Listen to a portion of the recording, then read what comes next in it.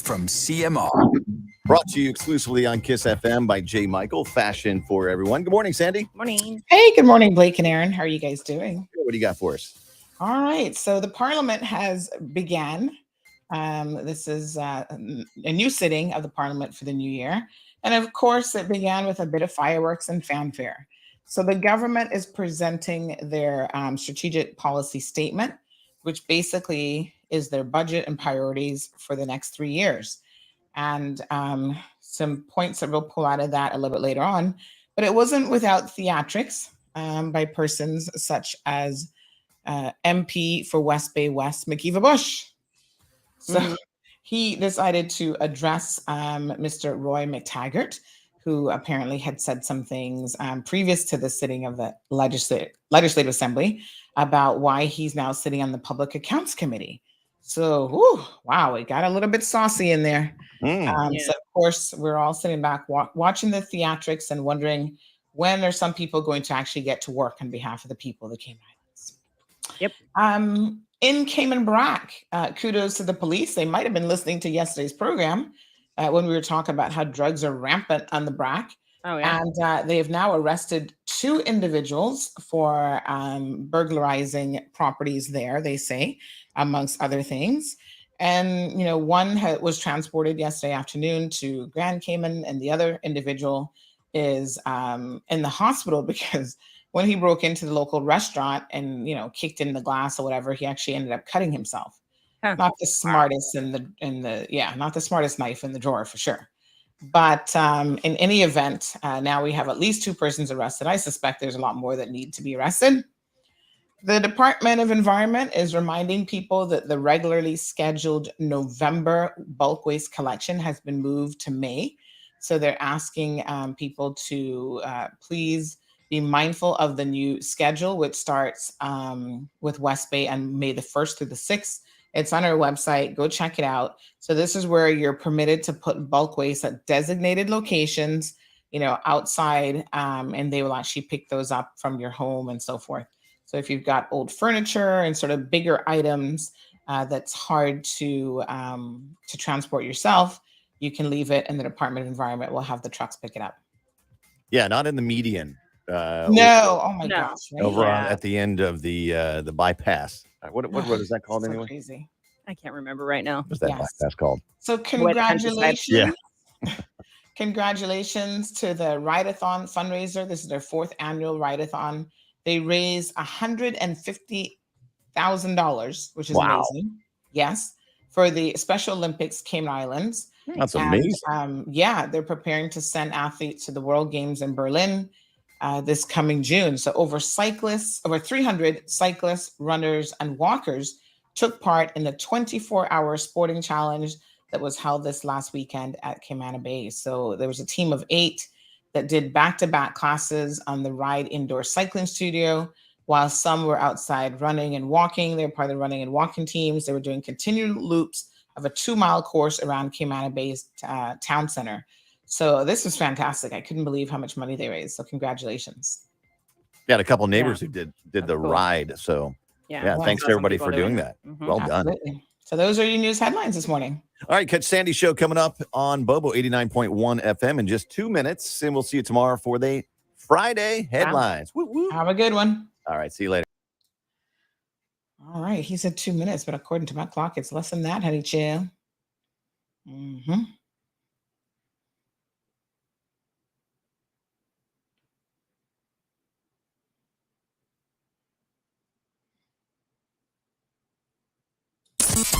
Bigger, better, bolder. The cold, hard truth is taking talk to the next level.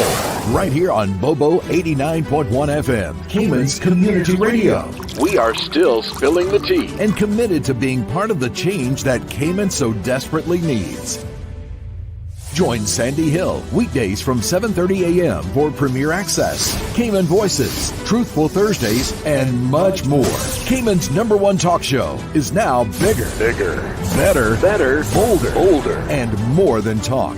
Getting results with hot topics, consumer reports, court exposés, and more. I've come to set the record straight. I've come to shine the light on you. Let me introduce myself.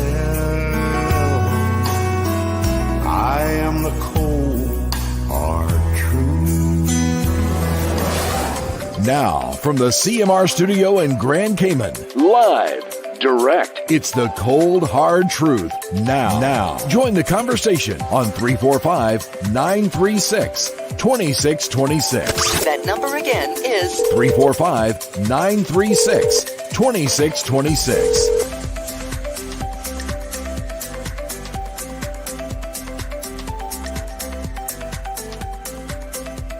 All right, good morning, beautiful people. Happy Thursday. How are you guys doing? Beautiful day here in the Cayman Islands. And we've got some amazing news and some updates for you all. So we'll be bringing you some of that breaking information here in just a second. But yes, good morning. Good morning to everyone. Good morning to all the beautiful people in Cayman Brac. We know you guys were tuned in yesterday to the program. Thank you so much. I've gotten so many messages from the Brac residents, really just thanking me for highlighting the issues that they are dealing with there. You know, if we can't get a hold of the situation now before it gets any further out of hand, my goodness, what a hot mess we are truly going to be in on the sister islands. Trying to maintain a different beat there in Cayman Brac and Little Cayman, a more relaxed environment. You know, we've kind of gotten a little bit of hustle and bustle on this island. And, you know, we've got 3 islands, so we can have a very different experience on the sister islands. That's where a lot of us go to vacation when we need a break from what's happening here. And you just want to relax. There's hardly any traffic. You don't have a whole lot of things to stress you out, which is really, really important. So we want to preserve that environment as much as we possibly can. So big shout out. I noticed that my clock is a little bit off this morning. I've got to refresh my clock settings every so often. You've got to, the computer clock kind of is off kilter a little bit. So you got to resync everything and then it'll freshen up. So, yes, we've got to give you an update on the Brac. There have been some arrests that have been made, so I'll bring you up to speed on all of those going-ons. And thank you again to all of my amazing sources all over the place. They keep me in the loop, and then I can keep all of you in the loop as well. All right. So people saying, where's the link? Where's the link? We're on YouTube, Facebook, Bobo 89.1, of course, and here for you. Now, let me put on my specs this morning, honey chill. Ooh, they've got a lot of fingerprints on them. Let me go ahead and clean these off. I got these disposable cleaning wipes that I've been using, but they dry out so quickly, I've noticed. Anybody else use these and notice that they don't stay moist for long? So I'm going to clean it with this, and then let me get some spritz to put on it. And then I'm going to use the other cloth to kind of make sure that there's nothing else on it. So everybody had a good night? Anything exciting happened overnight? I think it was relatively quiet night, actually. Nothing too much happened around here in the country where I live. Out in Savannah, Lower Valley, Newlands, there's relatively quiet, honey chill. That's why we love it out this way. Not much happens. So we're going to be talking about the Legislative Assembly and those jokers that we have elected to public office. Some of them are jokers. You know, I don't want to make broad comments. Oh, God, yesterday's show was kind of getting me in trouble, honey chill.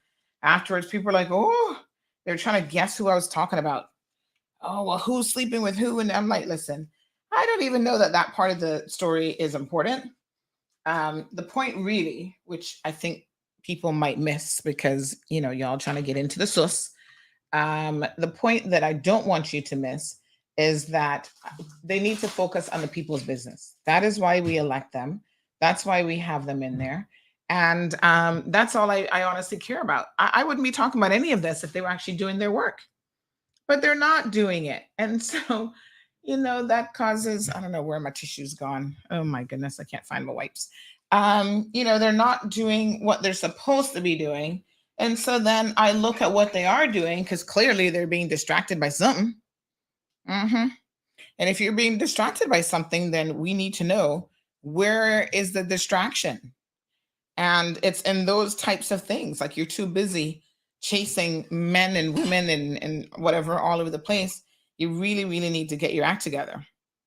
But if you guys thought that we were the only ones around here who were salty, clearly you did not listen to the LA yesterday. Now, we can be salty. These people supposedly work for us, or so they claim. I have to often wonder how much work, again, like I said, they're actually getting done. But they supposedly work for us. And so if we call them out, I feel like we have a right to be able to do so. But honey child, they are so salty themselves that they're sitting there calling each other out, calling each other names and all sorts of stuff. And yesterday's Legislative Assembly session, or parliamentary session, I should say, as it's now called, the House of Parliament, was no exception. They're like little boys on the playfield. And I say little boys because for the most part, it is the men that are doing it. We don't have too many women in LA anyway, but I know we've got the most we've ever had, but it's the men that are acting like children, like little boys. And I'm just like, what is wrong with you all? Seriously, give me one quick second, folks. I'm just trying to put my hands on something. Give me 1 second here. Let me just do a quick little 45-second break. The Cold Hard Truth is Cayman's #1 talk show since it debuted in March 2020. According to independent research, we are the most listened to talk show in 2021, and most people prefer us to any other options on island. We tackle tough issues some days, and other times have fun and lighthearted discussions. But most importantly, the Cold Hard Truth is here for you. Thank you for your support as we continue to be the voice of the people in 2022 and beyond.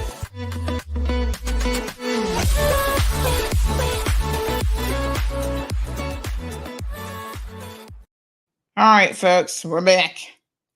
So this is what they were going on with. And of course, the one that was circulating the most was that of Makiva Bush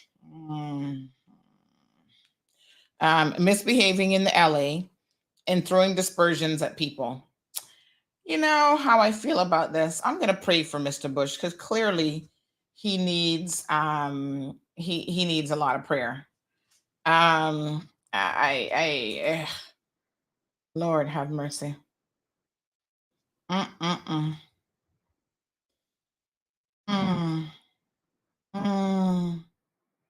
All right, so he needs a lot of prayer, honey child. Boy, oh boy, Makiva Bush. So I'm gonna play this clip for you all. There's more to what he had to say than this, believe me, but I don't want us to it's entertaining for sure, and we have a good laugh and that sort of thing, but honestly, I want us to try to stay focused on the substance of what they're actually saying. But I do want to remind you all, because maybe you need to hear it, of how petty your MPs are. They're the pettiest of the pettiest, honest to God. And one thing I know about Makiva Bush is he's been in that legislative assembly long enough, and I suppose he's lived long enough as a man who is in his 70s. He has seen it all. He's seen a lot of the misbehavior, the bad behavior in the works, to the point where I'm not surprised that he has a lot of dirt on a lot of people. And he often in the past has talked about this. Whenever things get really hot with him,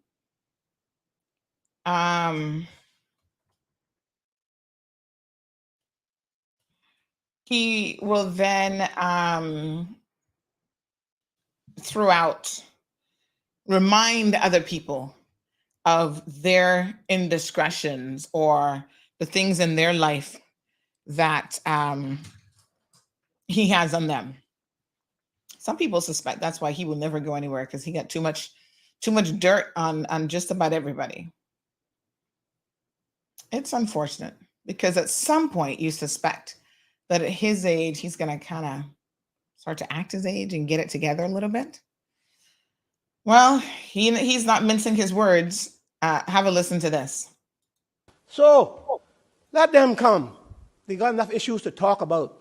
Leave the things that are before the court, let the court prove it. Let those that make those kind of accusations and exaggerations, let the videos prove otherwise. Let it prove otherwise. He should be ashamed himself. As I said, I've been married 47 years. I haven't abused anybody. And my wife did never beat me with a horsewhip. Thank you, Madam Speaker. Lord Jesus. He said his wife would never beat him with a horsewhip. I think that it's kind of interesting what he first said about his upcoming case. And this makes me uncomfortable because obviously in the public as media, there's only so much discourse that we're going to be able to have about it once the process starts, because he has elected to have a jury trial. And when I tell you that this is a strategic move on the part of him and his attorneys, well, it is a strategic move on the part of him and his attorneys. And really, he's hoping that it's going to be difficult for him to get, I think it'd be 9 people in this instance, to convict him of these said offenses. And he says, let them prove it, over exaggeration. So he's already putting in your minds, if you listen to the Legislative Assembly, Miss Iva says you can't hear. Can't hear where, Miss Iva? I think everybody else is hearing me, so maybe check your connections and see. But I do think that, he's putting ideas in the minds of people who could potentially be chosen as jurors. They should put a gag order on him as it relates to this trial. He should not be able to say anything. He's a man that has a certain degree of persuasion and power and influence, right? So there are those of you who are listening who are like, oh yeah, I bet you McKeever never really did nothing. Yeah, they over-exaggerated. Heaven forbid you get chosen as a juror, because you need to be able to go in there and put everything that you may have heard or seen in relation to this matter before out of your mind and just consider the evidence that will be put before you in a court of law. It is not always an easy thing to do, because quite frankly, we're all human beings and we're all influenced in different ways by different things that happen around us. So some of y'all gonna be influenced by the fact that he grew up in church and he sings in the church choir. Some of you will be influenced by the fact that, he gives your family and sustains your family financially, and he's always been there for you, or your family has always supported him politically. I really hope that we can find a just jury in this country that can, look at the evidence before them and come to a decision based on merely the evidence. The other thing that I think is important is there are victims out there who are listening to this, and his victims, unfortunately, we can't tell you who they are, but let me tell you that these are very outstanding women in the community who just, I don't want to say too much to necessarily identify who they are, but they are civil servants. I'm going to say that much. And so knowing what I know about civil servants, I know that it took a lot for these women to be able to come forward to even bring a case to court. Yeah. This is not something that they would have taken lightly, especially given who Mr. Bush is and his power and influence in the civil service over the many, many years that he has served this country. So you have to understand as victims how they might be feeling, as well as their family members, and how they might even feel intimidated by some of the words and actions of Mr. Bush. If I were him, I would just stop talking about it. But of course, again, he's trying to work the system in his favor. So, he's talking about it in a particular way to try to minimize what the allegations are against him. I keep saying that Mr. Bush not buck up on the wrong person yet. And they have a saying in Cayman that don't know who to frighten. And if you understand what that saying means, it means it's that even when somebody is drunk and stupid and belligerent, that they still in the back of their mind know who to pick as a victim. Because, that event, I didn't go, but I was contemplating going. And then after I didn't go and I got all these phone calls like, oh, Sandy, you missed a hot mess. Mr. Bush was walking around doing this and doing that. I said, oh man, I should have been there. Oh, I kind of kicked myself virtually for not being there, because I can tell you it would not have gone so. I probably would have won who would have ended up in jail for assault after kicking the man in the gonads. Like, for real, right? I am so sick and tired of people in this country abusing their position, and especially men, let me be very, very clear, abusing their power, abusing their influence over people. And it's not anything new, but it looks like they're not going to stop. And they're not going to stop until they buck up. They either go to jail, and even then they probably won't stop, or they buck up on somebody like me. Because I can tell you without fear of contradiction that if I were there that night, I would have boxed him down for assaulting these women. Yeah. We need in the moment, and I know people are like, oh, we tried to get him out of them, whatever. I was like, come on, dudes. Y'all are a big man and you can't handle this man?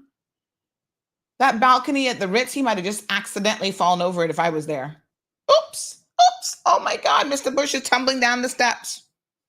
You would have really be needing a walker right about now. Not a fake walker.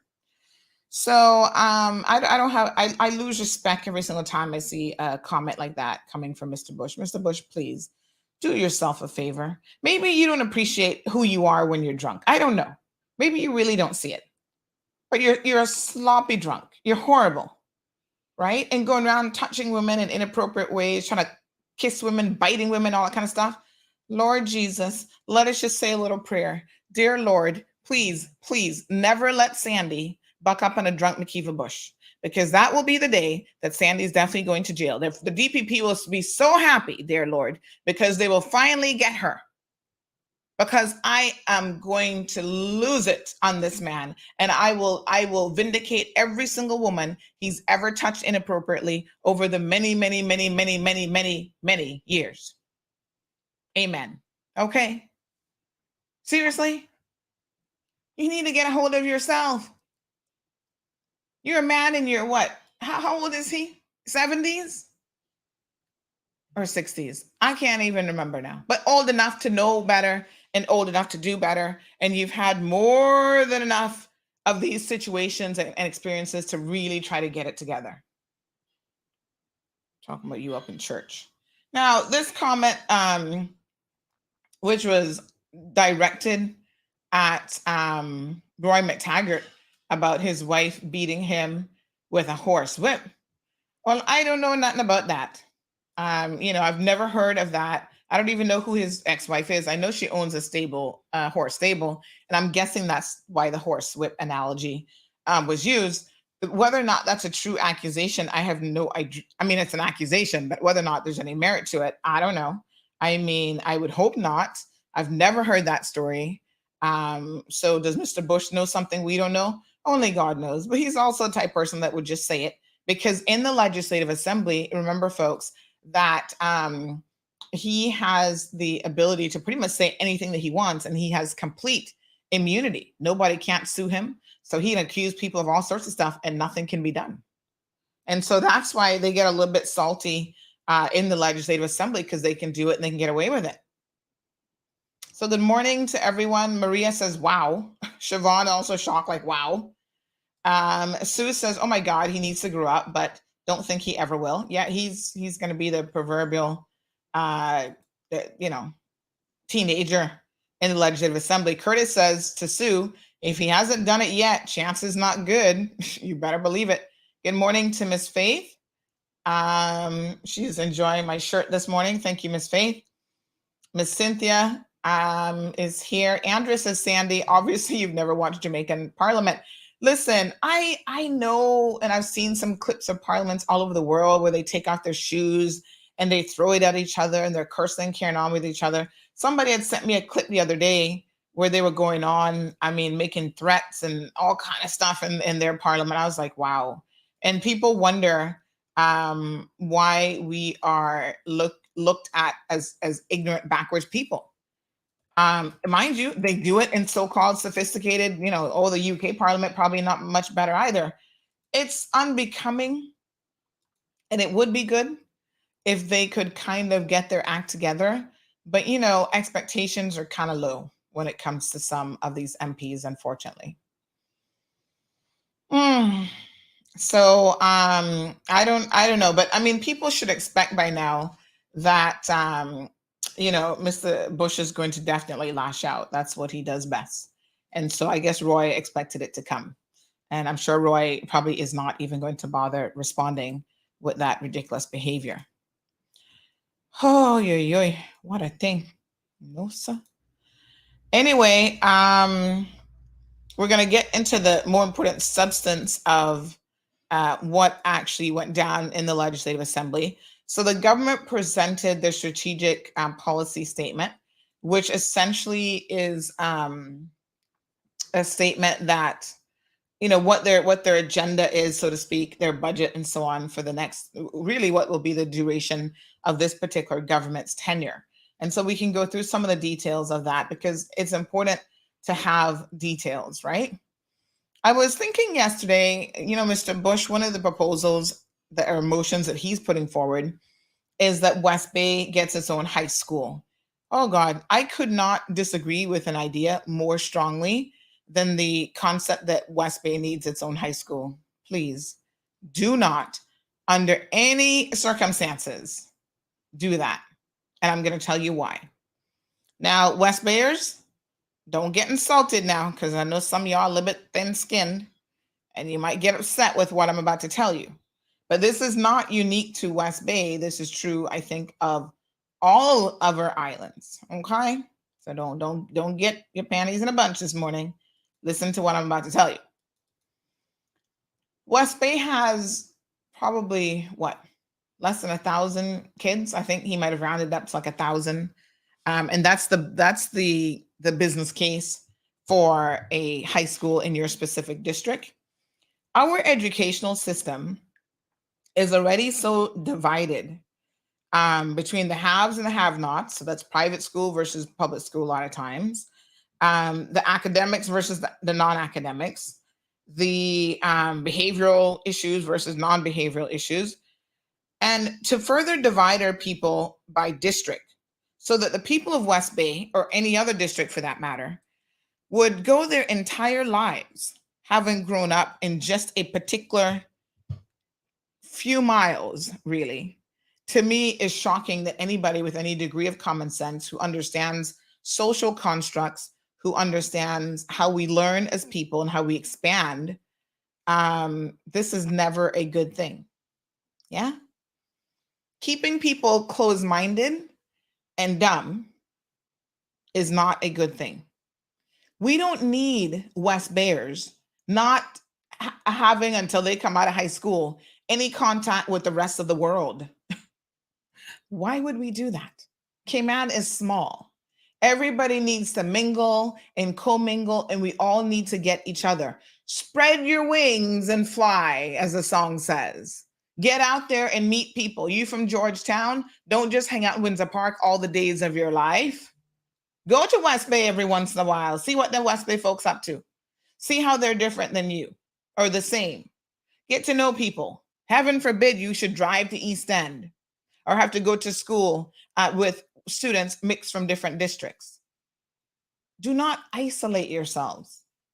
Caymanians, isolation has never boded well for people anywhere. It keeps you dumb. And I suppose some politicians would appreciate you remaining dumb, because then you're not going to think about why you even vote for them and why you need to get rid of them. I'm just saying. It's something that's going to benefit them. So somebody said, so justify Cayman Brac needing a new school. I don't think Cayman Brac should get a new school either. I'm not going to justify that. Have the Brackers come here. Lord knows that a lot of them could use a little something called exposure. No, honey child. Let's not encourage our people to remain any more isolated than they already are. And a lot of Brackers, sorry, Curtis, I know you're listening and you're in the comment section, but a lot of Brackers already believe that they a different breed, just like West Bayers, honey child. They're like, oh, we from the Republic. When you come to the four-way stop, we a different set of people. That's it. I was like, Lord Jesus, help us. So yeah, I don't believe in segregation. I believe in mixing it up. I remember when I lived in the United States, From the fourth grade, we were bused because I lived in a predominantly African-American neighborhood. And this is their forced integration.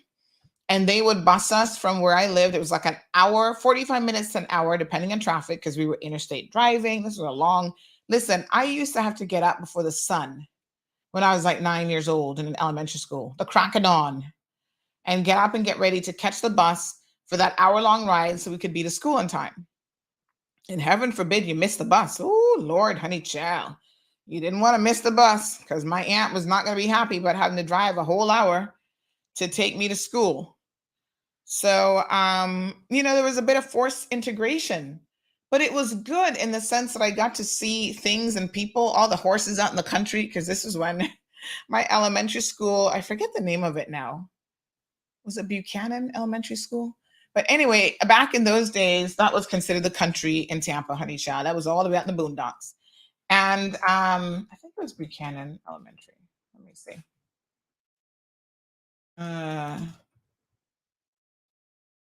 Let me see if this is it.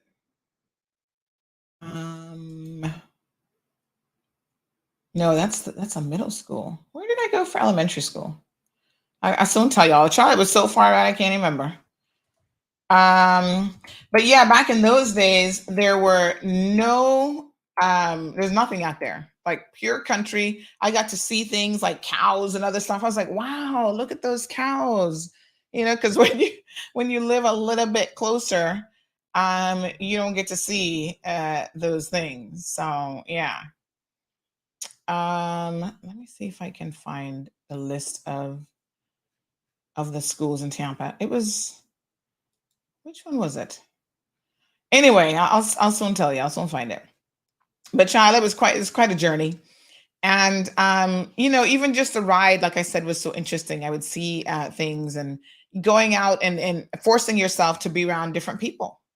You're not around Caribbean people out in the country. You're gonna see all sorts of country folks. And they grew up different, but then they get to see you and they're like, oh my God, first person of color that I'm seeing in the fourth grade, And I'm telling you that even for me, having come from the Cayman context, which is a little bit different, seeing all these different people was like so interesting. And there were things that I didn't always understand. Like I might have told you guys this, the first time some kid asked me what I thought of crackers, I thought she was talking about food, honey child, because I was all about my food even then. And I was like, oh yeah, I love crackers. And she's like, what? And I'm like, yeah, I love to eat them with this and this. And she's like, okay, I don't know what you're talking about. I think it was Buckhorn Elementary. Is that where I went? I think that might have been it. But Charlie was all the way in the bushes. I can't remember. So, sometimes you've got to force people outside of their comfort zone. And that sounds like it could have been it. Buckhorn Elementary, maybe. I'm looking at the list of elementary schools in Hillsborough County. That one looks familiar. Mm-hmm. The child that was all the way out by, now it's built up a bit. So I think after they put in this like Riverview side, they put in the mall all the way out there, things start to expand and build out around the Tampa area. So it's not, new neighborhoods have developed since I have left. But yeah, I mean, don't isolate yourselves. We don't need that. I think that even private and public schools do enough damage in terms of the level of isolation that it causes our children. And I don't think, this is all the way out in Valrico. This is it, on Valrico, Florida, honey. That back in those days, Valrico was not developed. This was like the early 90s. It was still very much country. And, otherwise I would not have met people. Even in high school, some of the most memorable experiences that I had would have been with like international students who like transferred in from like Peru and different places. I remember my girl from Sicilia. Were they from Argentina? I can't even remember. But same thing with university. I was an RA on the international floor.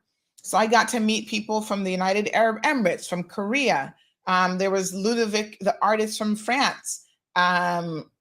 Indian people, Sri Lankans, Malaysians, knowing that in India, there's a lot of different cultures and subsects and dialects and languages. And, You know, the greatest experience and the most amazing thing for me about university life was seeing the diversity of people around the world. That's what I took away. It wasn't, yes, the piece of paper was nice. And I do have my English degree and whatever. But the degree in life, the degree in being multicultural, the degree in, you know, dating somebody from a different culture and learning about different people and why somebody's eating with their which hand did she eat with? Her left hand she ate with. No, right hand she ate with, and the left hand was for other things, and why they separate them. And yeah, I mean, it was an eye opener. The most important exposure for me and the things that I learned have been forcing myself, whether it was because of being bused in elementary school, you know, high school was way out there as well, Chamberlain High School, being forced to integrate and to learn how to get along with other people from all walks of life. Being around people that you only know, like your family, you don't get to see anybody else, you don't get to introduce and meet people with special needs, and all this stuff. That's not good for anybody, right? That keeps you dumb, that keeps you ignorant. And some of our MPs might not understand the necessity of diversification, but do not allow this idea to get a hold of our people. It will be detrimental to us. Now, I know Caymanians are very, very protective of our Caymanianism. And I was having this conversation over the weekend with someone because he says, oh, Cayman doesn't have any culture. What is Cayman culture? And I said, Cayman definitely has culture.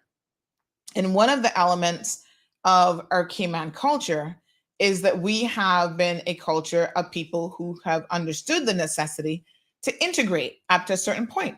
So a lot of Caymanian seamen, they had no choice, folks. They had to go abroad to make a living to support their family. And they got to travel. You can imagine, right? Stick a pin.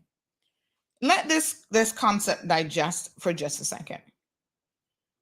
Our forefathers traveled the world and had more exposure than our current generation. With all of the technology that we have available to us, you can get on a plane today and by tomorrow evening be halfway around the world. You can travel to Egypt and Dubai, and you can see the pyramids, and you can, you know, for all of the availability of travel and technology, we are isolated now more so than our forefathers. Because those seamen, I interview them for the Cayman Voices series all the time. They were all over the world. They were in Asia. They saw Japan and China, all over the US, New York, you know, they know all about Brooklyn, Texas. And some of them migrated and moved other places in the world. Here we are isolated, and we think going to Miami is like a big deal. Venturing out to Tampa, it's like, woo, honey, you've gone far when you've gone to Tampa. I've never understood why Caymanian university students choose University Miami or University Tampa. I'm like, you know, Florida is just right there, but there's a big old United States of America. You can go to California, you can go to the Midwest, you can go to New York. There's so many places that you can go and experience a amazing university life. But again, are people kind of sometimes keeping the mind very, very small, afraid to get out there and experience life a little bit? We think that Miami is the end all and be all of a vacation. Trust me, see the world. If there's one thing you should do in your life, it should see the world, because it broadens your perspective and your horizon about life in general in so many ways. And I do believe that that's why in the early days of even our financial success story, that, you know, our people were happy to integrate and have people come in who were willing to also integrate into our community. And we picked up some of their culture, and they picked up and learned some of our culture as well. Integration is important. some of the most beautiful people in the world are people who've integrated, who are mixed and all mixed up. I'm all for it. I love people of all shades and colors and backgrounds. And, you shouldn't shy away from dating people from a different culture. It might not work out because, trust me, sometimes cultural differences are so deep-seated that it's going to be hard for you to really, in the long term, jump over those hurdles. But it's a good experience nonetheless. You learn how to compromise with people in a totally different way. Yeah. So having schools that are in the same neighborhood where you never have to leave your district, I'm not for that at all. Good morning to Alejandro. He says West Bay needs a separate private high school. No, make them travel past the four-way stop, please. Eliza or Leisha doesn't like the use of the word dumb. Honey child, you'll be all right. Sometimes here in the program, I try to keep it very, very simple. We could use all sorts of fancy words here, but we have a wide audience, and so it's not always appropriate to try to confuse people with the big words. Is it politically correct? Not really, but you certainly know what I mean when I say it, don't you? I'm just saying. Top of the morning to you, Louie, joining us from Detroit. Now that's the Caymanian who's ventured elsewhere. Alejandro says, do you see the amount of West Bay school buses going to school? They'll be okay. The beautiful Gina's here. She says, so true, Sandy. I went to college and my roommates had never left their city where the college is. As an international student, I was shocked. I've been to more of the United States than most Americans. And trust me, that keeps them ignorant a lot. Oh, yes, honey child. They've never even had a passport. Some of them don't know anything about going anywhere. And it's so unfortunate because the United States of America is a humongous landmass. It's gorgeous. And there is so much to experience. And, even the bad experiences. I remember when I went to Tallahassee, we did a school trip to the parliament there. The state capital is Tallahassee of Florida. And so a bunch of us were going. It was me, my Sri Lankan boyfriend, and a few other students from USF. And I encountered the most blatant form of racism in Tallahassee than I have ever encountered in my entire life. And it is an experience that to this day is embedded in my brain, right? I will never forget that experience. I'll never forget how that experience made me feel, and even the people who were with me.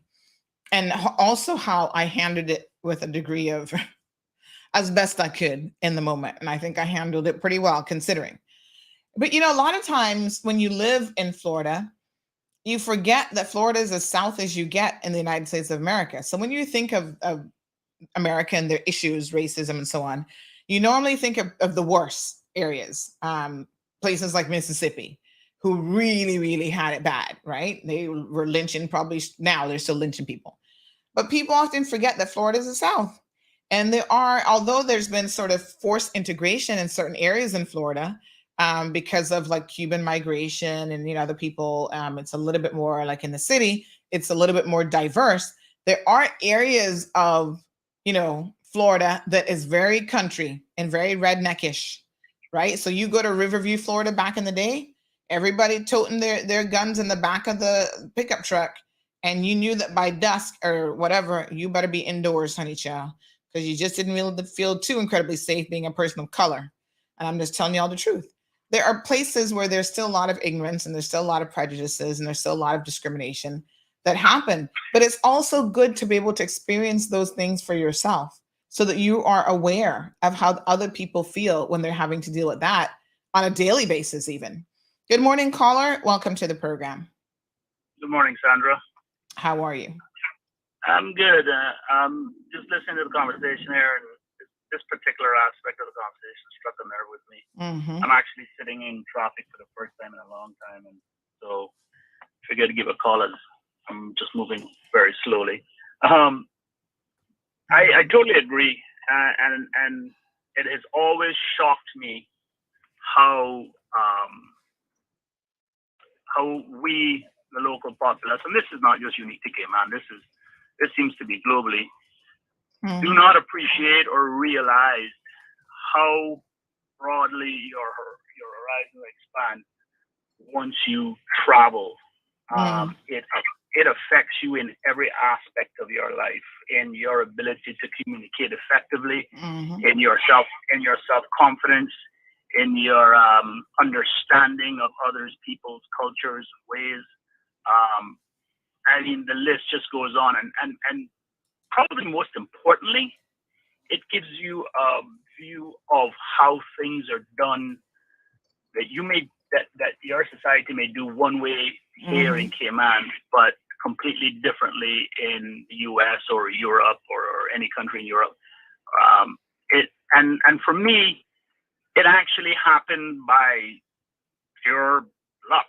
And my father married a Spanish woman, so every summer, the day school let out, my mother had the next flight out, and I spent most of my childhood summers in Spain, in the south of Spain.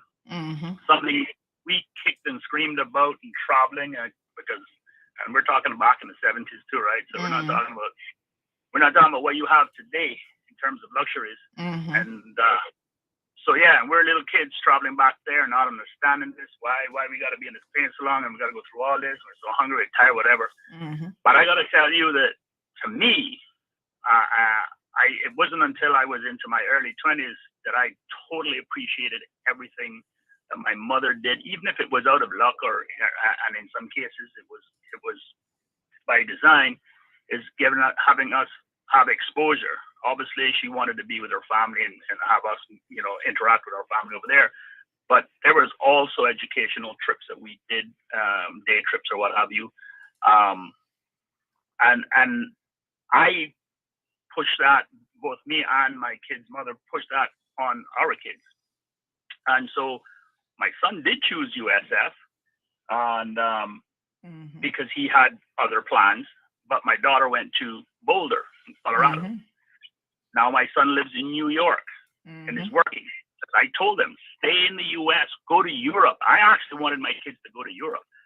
Just go and live in somebody else's country. And they said, oh, well, yeah, but when's enough's enough? I said, if you don't spend at least 5 years away, any time away is better than no time away. And like, do I miss my kids? Like crazy. Of course. And I'll spend that extra money if I can, if I'm lucky enough to have it, to go and visit them or have them come down. But to me, we mollycoddle our children way too much. And this is why we now have a society of where you can't use harsh words. I mean, you don't even have to go back any more than 15 years and look at some of the sitcoms that are no longer on air today that could not possibly be aired today because it hurt somebody's feelings. Oh dear. I know. And I just sit there, and I even have some social friends, not personal friends, who are even my age, who have their kids that are my kids' age and are like covering their ears and treating them like they're some precious china sitting on the thing.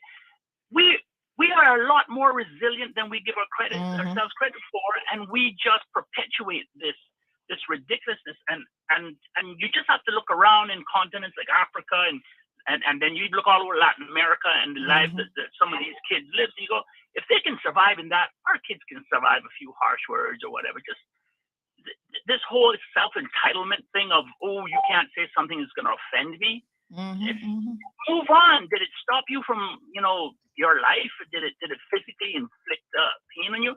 Yeah, you don't denigrate somebody in front of them. But all of traveling, getting back to the whole point of exposing yourself to other cultures and ways and things, builds that thick skin, builds that understanding, builds that resilience. And so bringing it all even down to the microscopic level of the Cayman Islands, because I always say the Cayman, whenever somebody looks for the map, the Cayman Islands on a map, I tell them look for a speckled fly crop, and it's not fly crop, it's actually the Cayman Islands. That's how small we are.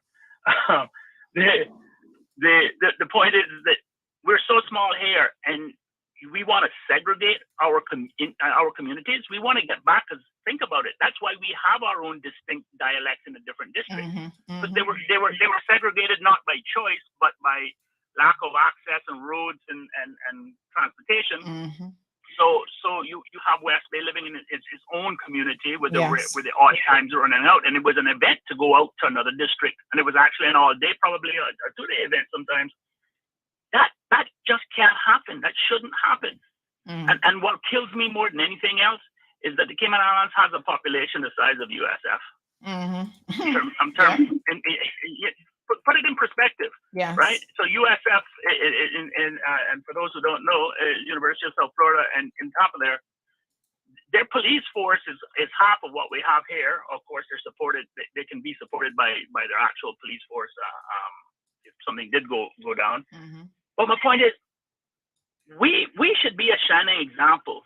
But the lust for power and corruption stuff is keeping ourselves small-minded. So I mean, this will probably be my only soapbox speech here for the year, because I've put my head down, and as everybody knows who knows me, I've always been a vocal person, but I've long since stopped, and I'm no longer I'm just no longer interested. But I think it's important enough that even if one or two family members here that get their children out there, we will be so much better of a community. Just get them out there. And I'll close by saying there was an idea that I had way back when I, thinking of politics and what have you. And that to me was, especially with our problem children that seem to have recidivism with the courtrooms. But I think this should be across the board there too, is work a deal with the UK military. There's a junior, and create a division of that where they can actually be sent over there and actually be part of the military in terms of like the version of the National Guard or what have you, because it also teaches vocational skills like diesel mechanics, engineering, and the list goes on, welding, all that stuff that you can take back into the working world and actually earn a real income. And if you're with the military, therefore you're broadening your horizons in terms of travel. Just a thought. Anyway, thank you. Thank you so much, Carl. I really appreciate it.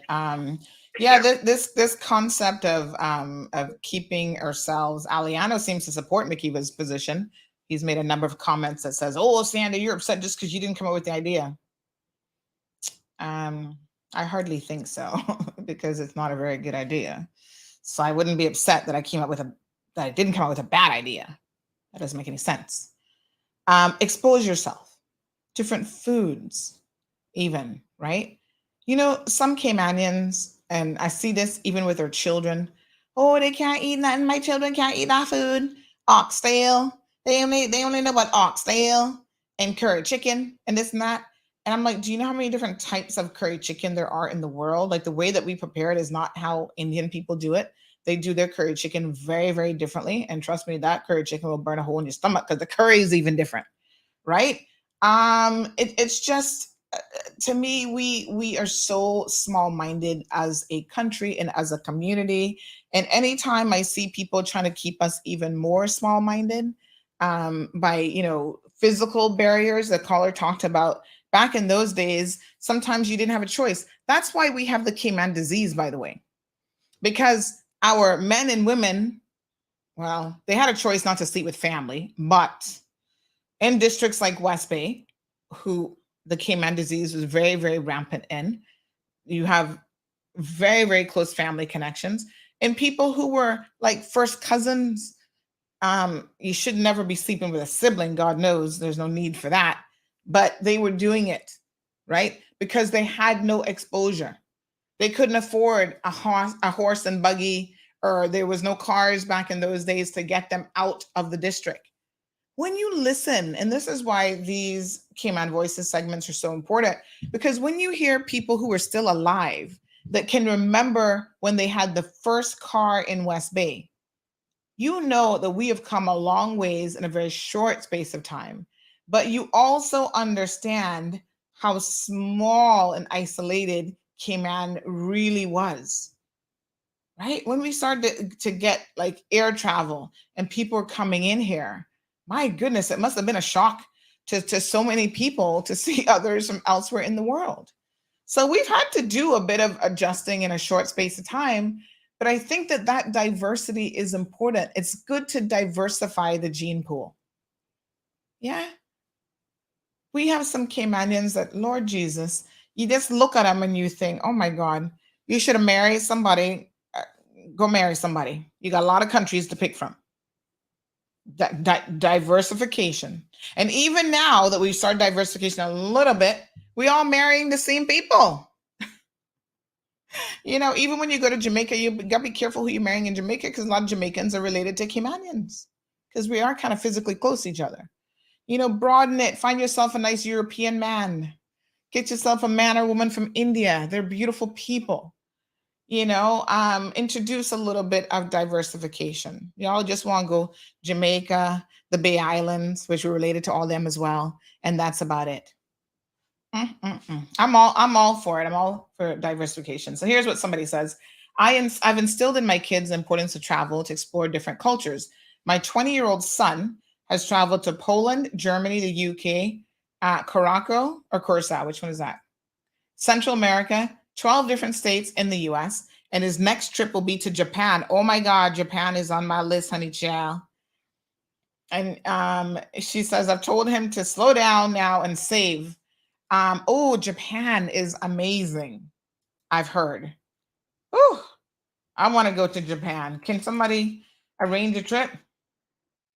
Another person says, good point about our forefathers and the fact that they actually did travel more than us and saw the world more than us. But the men had that opportunity. You know, I was surprised again that Cayman women, and I didn't know this until I interviewed Mr. Andrew Eden, when he talked about how his wife traveled on the ships with him. So his wife was very fortunate. She got to see a lot of the world. And I was like, your wife could be on the tanker with you? And he said, yes, but it was only for people of a certain position, a certain rank on the ship. So like the higher up positions, they were allowed to actually have a spouse on board with them. And I never knew that. So I wonder how many Caymanian women, other than her, that would be DJ Lynn's mom, other than her, how many other Caymanian women, because I've interviewed lots of seamen, I've never heard that before. How many other Caymanian women would have had that experience where they were getting to experience the world along with their husbands? I think that that is amazing. And during the day, the husbands might have been working, doing stuff on the ship. And it was the women who were allowed to get off the ship, go and explore, and then come back on board. Good morning, caller. Welcome to the program. Hey, good morning, Sandy. Morning. So much agree with you and what your topic is right now. And I agree with your last caller, Mr. Thompson. And he say his mother's Spanish, and he mentioned Spain. Well, Spain is that is so pretty. But you know, UWC, United World Colleges, they offer a 2 to Grand Cayman, and my son was fortunate enough to get to go to. He was I think third or fourth person that went to UWC in Canada just after he graduated from Cayman Islands High School, but he was traveling long time before that. Fortunate for us, we were I'm married to a European that has been here longer than you have been alive, but his first profession is a chef, and that was his love. But then his really first love was becoming a pilot. And where he's from, they speak 4 languages. The 4 are taught in school. If you don't come from different parts of Switzerland, French part, German part, Italian part, and there is a very small percentage of people. It's getting a little bit better now that speak Romansh, and it's a mixture. But I was also very, very fortunate that 1 week after we were married, we my husband Peter, he had a scholarship. Heaven forgive me. He had a contract with a Swiss company that did restaurants. Costa Rica, we have lived there, and then Curacao, and they had one in Panama, and I, as a young, inexperienced person, very young, when I got to Curacao, that they speak language called Papamento, a language which is, or dialect, which is mixed with many languages. I was, to be honest with you, I was frightened. I say, when am I going to meet people that spoke some English? But I got a surprise, and one little joke is that the company found us an apartment. They were responsible for that, and my first time of shopping, you know, their first language, except the dialect, is Dutch, and the dialect is also mixed with Spanish, English, French, and Dutch. And I go shopping, and I was, I'm married, like I said, at the time he was still a chef. And oh my God. I don't know what this can say, but I want to be the responsible person because he's out there working, and I had to try to paddle my own canoe with trying to make friends, and I found some Dutch friends that also spoke English, and I found other people living in the same apartment complex. But I hope I'm not boring anybody, but what you're saying is very valuable to us. The older folks didn't get to travel. What I meant to say, older women, like we can now and experience different things. Well, I experienced the fact, and you might have a little laugh on this, I like corned beef hash, but Peter did the corned beef hash from scratch. But I never tried to do it like he does. So I'm shopping, and I actually picked up dog food thinking it was corned beef hash, and it didn't have the dogs on it or anything like that. So I take it back home and was I cooking it that morning for breakfast because, like I said, everybody in every different country eat different, and that was one of the things I had to get used to. Instead of rice and beans, potato salad, but no greens. Switzerland has, they call it salad.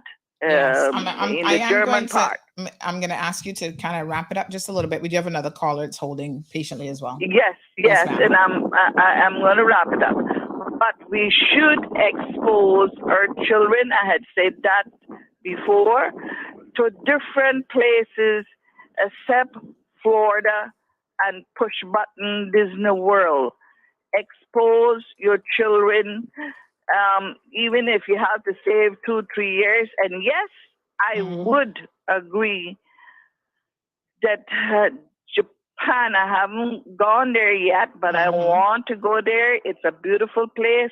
And I know another beautiful place, and clean, clean, clean, Singapore. I have been to Singapore. Thank you, my darling.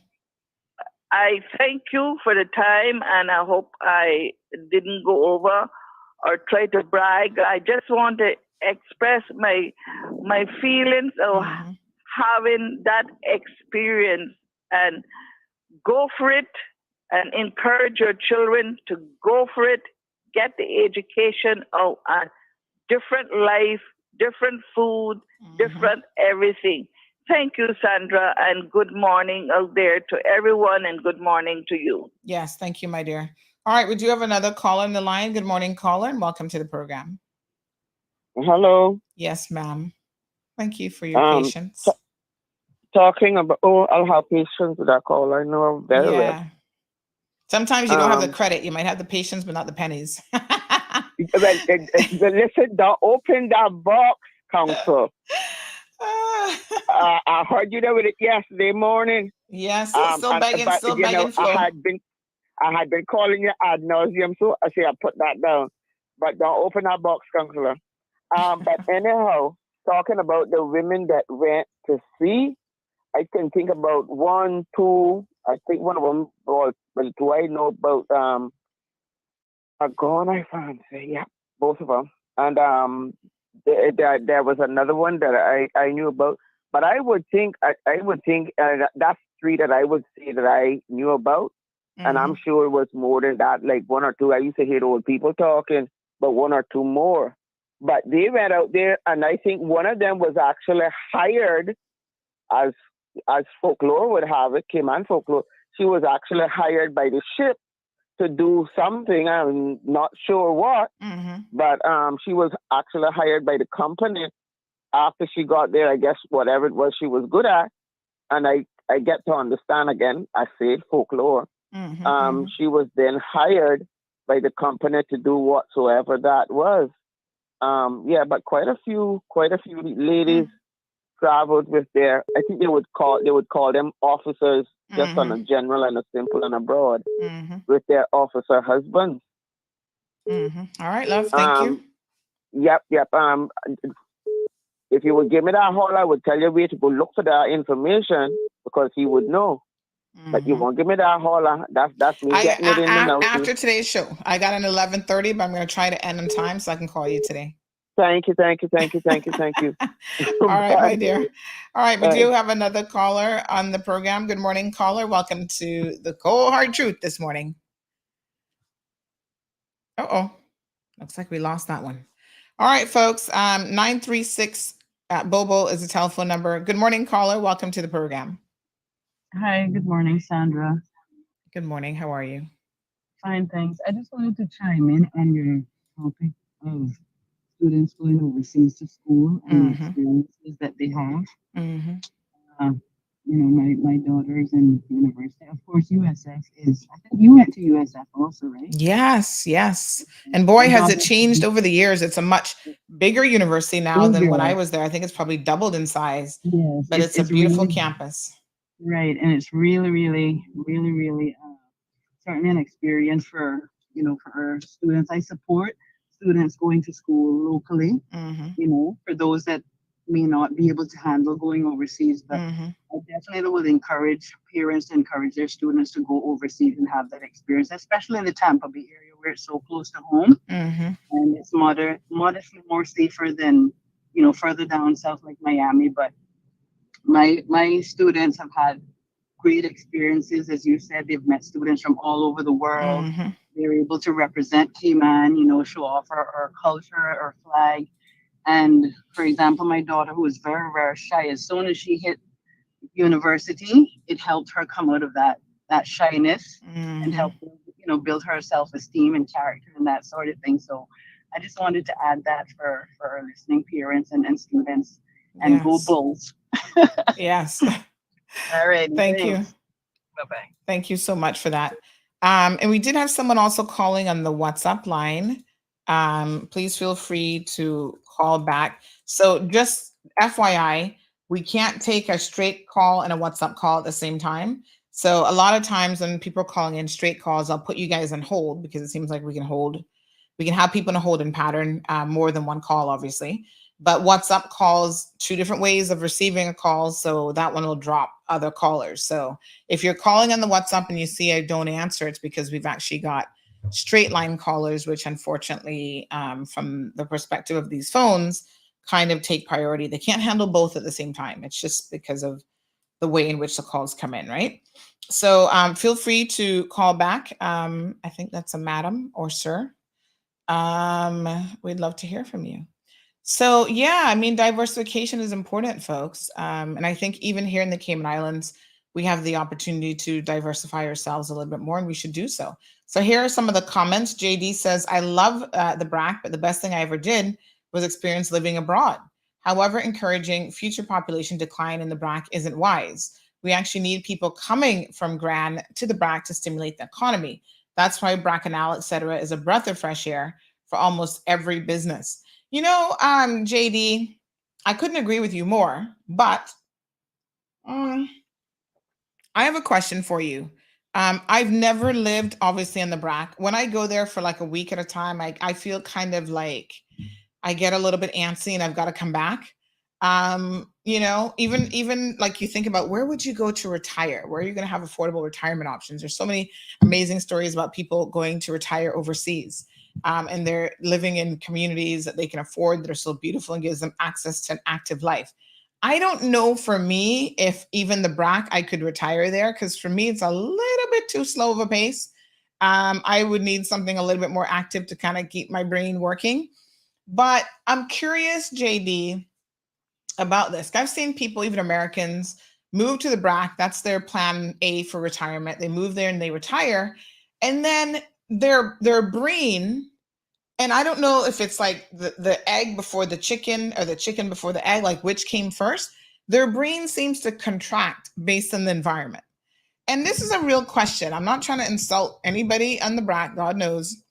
But do you think that living in a small town makes you have this small-minded mentality as opposed to like larger environment, bigger city, you know? Or do you think the person always had that kind of mentality? And so that's probably why they even chose a place like Cayman Brac, because it appeals to their ability to be very, very small-minded. I'm curious. People like Sarah Sue, she's returned to work on the sister island. She's obviously, you know, from the BRAC, her mom's a BRACer and all that sort of stuff.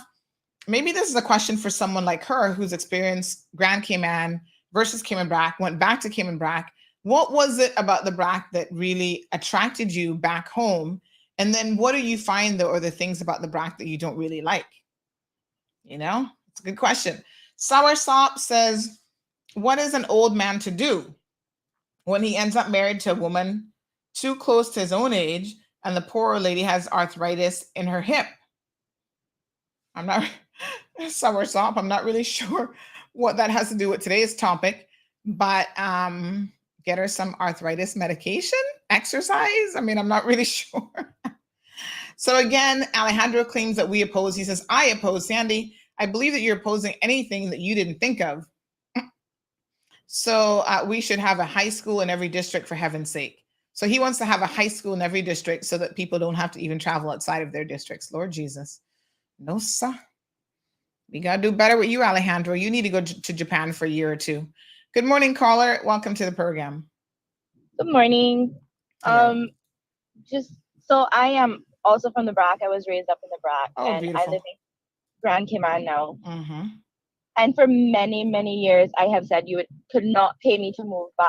I actually feel like I should be living in New York City or somewhere. But I will say that the older I get, the more I feel like I could move back, because one thing that I really love about Cayman Brac, and it's why I love West Bay as well, and the area that I live in, West Bay, is the sense of community. It's something that for a while I ran away from, because I didn't want no one in my business. I didn't want anyone around me. I just wanted to do my own thing. But the older I get and having kids and stuff, the sense of community, it takes a village to raise a kid, and everyone is looking out for your child. I don't know if it's still like that in the BRAC because I don't live there anymore. But that sense of community where it's like, I can just, pop up at my friend's house. We hang out, our kids hang out. I'm looking out for your kid. If I see your kid doing something, I would be doing something in the BRAC that I wasn't supposed to do, and they're calling my mom, So that sense of close community is something that I do miss about the BRAC. I don't miss a lot about the BRAC. But that's important too, right? And I think definitely one thing I miss. I think, and I think when you have children too, and you start to settle down, because I remember Mr. Eden saying this about how much he enjoyed traveling, how long he was away at sea. But he said, once I had my son, I realized that always being kind of all over the place for a young child, we needed stability. And so that's when they made the decision to move back to Grand Cayman and to kind of settle down. So I think at different stages in your life, your priorities shift. And, sometimes you're more free to travel and see the world and do things. And then other times you are a little bit more ready for that, that laid back environment, if you will. And so, thank you for your contribution. Yeah. And just to comment about the small minded thing, I don't think it depends on your environment 100%. I think it's like you either are or you aren't. I grew up in the BRAC and I do not consider myself small minded. Like I said, you don't think the environment can constrict your way of thinking. You think it's more the person. I think it can, but I don't think it's 100% environment. I think it's a mix of nature and nurture. I think it's a mix. I would say it's a mix. Okay. Because one of my parents is from the States. So I had that exposure, of a different culture, different. So I guess, I don't know, but I don't think it's 100%. I think it's half and half, nature versus nurture. Okay. And I wouldn't consider people, that live. I think there's certain things that you tend to just do because of living in such a small community. Like the gossip is terrible. It's terrible. That's one of the things I don't miss. Yes. But I think that you could also live there and not participate in those kind of things, so I think it's nature and nurture. All right. Very good. Thank you. Appreciate it. Thanks. All right. Have a good one. So 936-2626. So very, very interesting perspective from a young lady. She sounds young, who lived on the BRAC or grew up on the BRAC and has moved, and, kind of how she thinks about it, which I find again, very, very interesting. Another person makes the following observation. Let me just see. I need to scroll down a little bit. Some of your comments have been coming in. So this person says, not only did our forefathers travel more than this generation, they did it working hard in the hot, grimy engine rooms for 8 hours. They were willing to sacrifice and work hard in order to make a living. Not only did they work hard, they were impressive, that they stood out as some of the most reliable and hardworking people of all nationalities on those ships. And that is so true, because that is precisely why Caymanians were preferred to work on these ships. Because when you think about it, right, we have back then a relatively small population. How is it that we even had so many seamen? It's like tons of Caymanians got the opportunity to go abroad. And it wasn't like they just went over abroad for one stint, 1 year, and then those tankers sent them back and were like, okay, we don't want you to come back. They wanted and they sought out Caymanians. They were sending recruiters here. Child, this was back in the day before we even knew what head hunters were. They were sending them to Cayman from the tankers to tell people about, what they could get in terms of job opportunities, signing people up, getting all their papers sorted out. They were willing, these big companies were willing to, bulk carriers, national bulk carriers and all those, they were willing to get you your American papers. That is how much they valued Caymanian seamen. And I think that if that doesn't speak volumes to our work ethic and of our forefathers and who we were, and, worked hard, good people, honest, and so on, I don't know what else does. This is why it's important that we know and understand from whence we came. That's our history. We've been a history of hardworking individuals. Good morning, caller. Welcome to the program. Hey, good morning, Sandy. Hope all is well. Let me turn my morning. Yeah, morning. Dominique Banks here. Hope all is well with you. Yes, sir. Yeah, just listening to the program and certainly nice to hear that the topic you're on basically resonates with a lot of people, especially young people. Because, I come from a line of people who have traveled by sea because that's the way they did it before.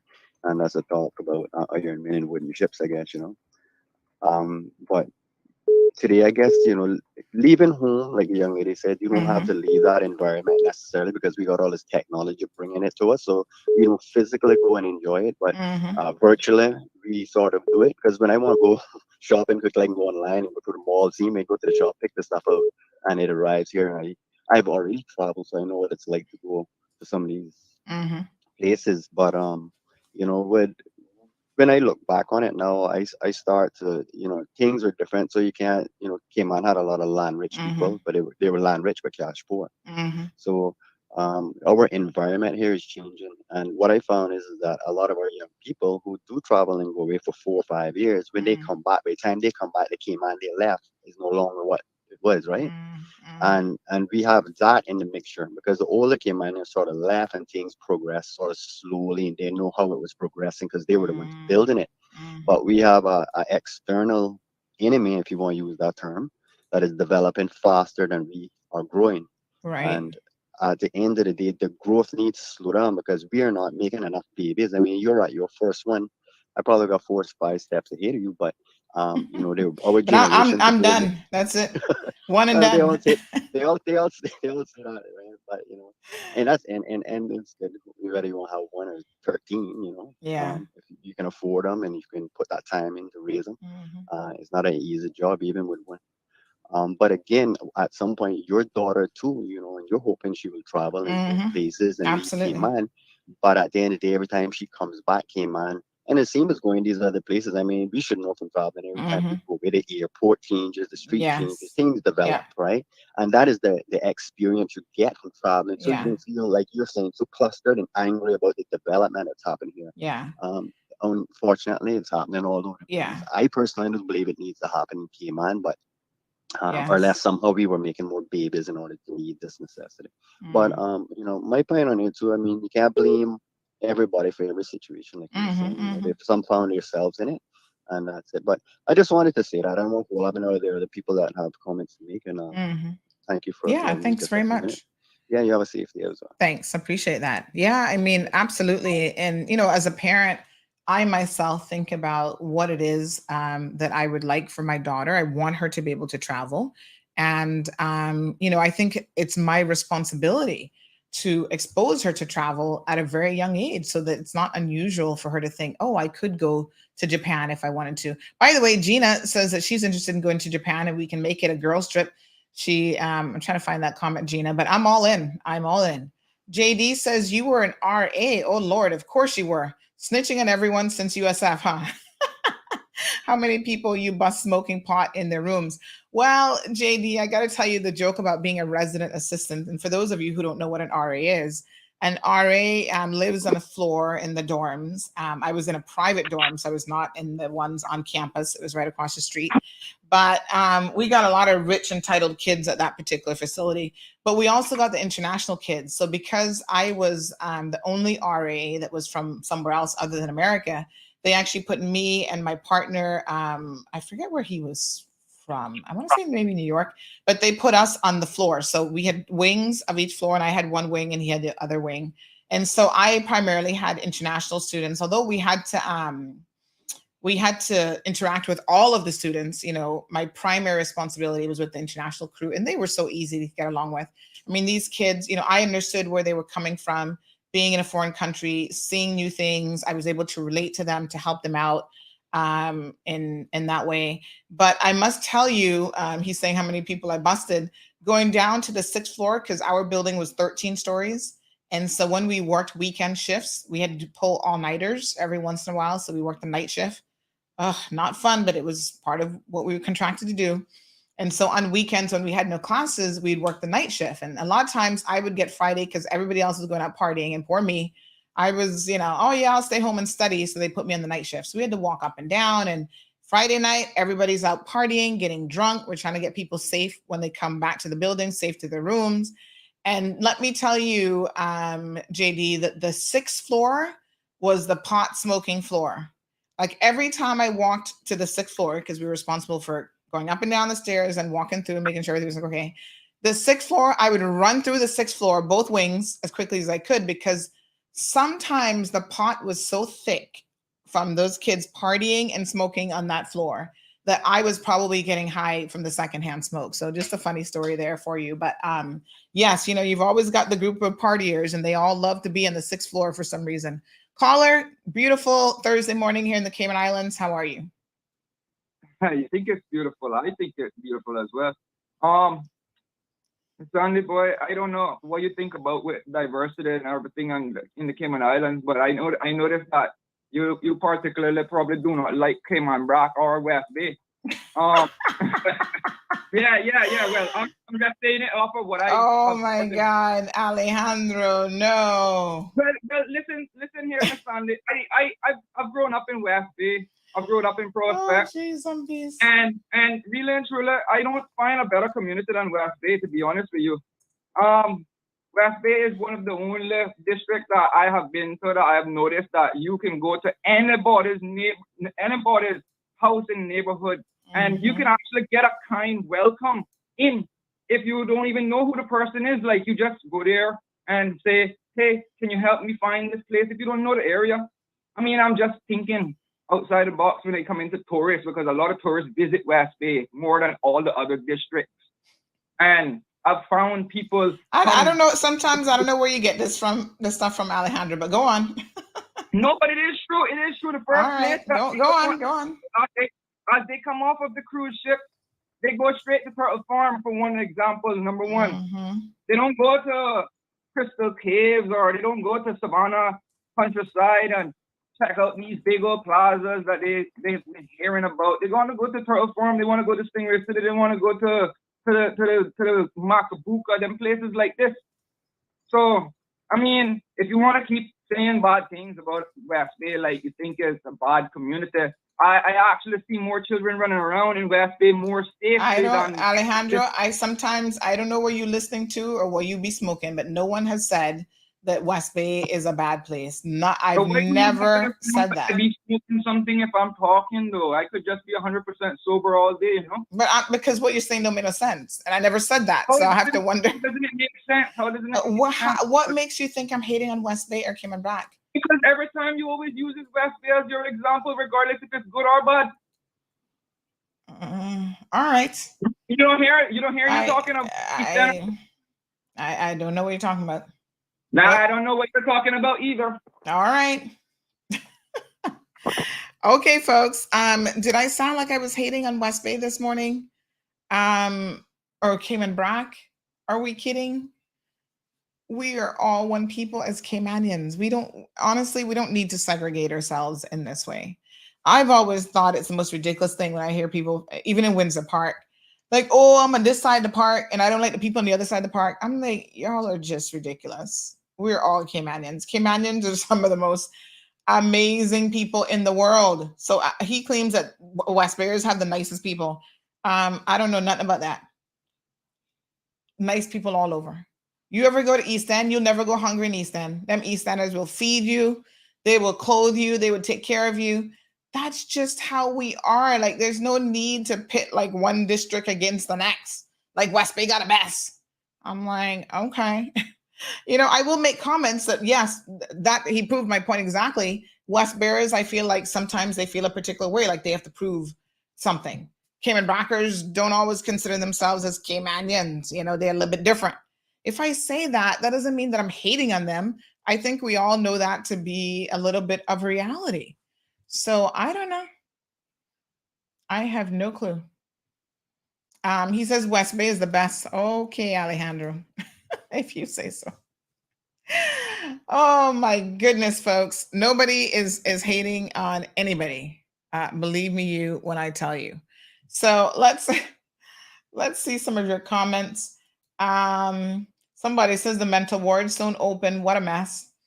I do recall a few of these seamen, Mr. McCoy, Mr. Miller of Northside, and some of these even were allowed to bring their children. Oh, wow, what Caymanian children lived on these tankers? I would love to speak to some of them. Miss Gay Welcome with her husband, Rabe, Mr. Lee Jackson, Mr. Stanley Douglas, and I know there must have been many, many more. So if you grew up on one of these, maybe you were only there for a couple of years, but if you remember it, do give me a call. I'd love to speak to you. Another listener says, people try to be offended. He did exactly what you said. West Bay is the best type of thing. Somebody else says his level of ignorance is astounding. Oh, poor Alejandro. We got to take him under our wings and just hug him, honey child. This person says, my nephew is 24 years old. He's lived in the UK, Scotland. He completed his bachelor's in Maine, in marine studies, and is now shipped out to sea. Wow. Alejandro needs to take his meds before he starts to listen to the show. Dear God. I mean, I'm not sure what the solution is. I'm not sure if the solution is to puff more or puff less. But I feel like it's something's off a little bit there. Someone says, is this the same Alejandro who's okay with calling LGBTQ people queer, but gets upset when people say something about his district or his mother? Oh, geez, and peace.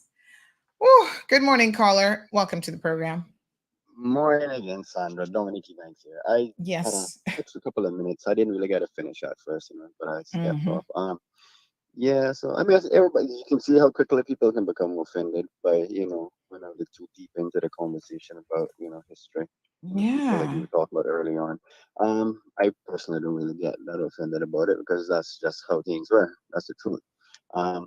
But going to talk about another topic, really, I mean, since you're stuck on a little while.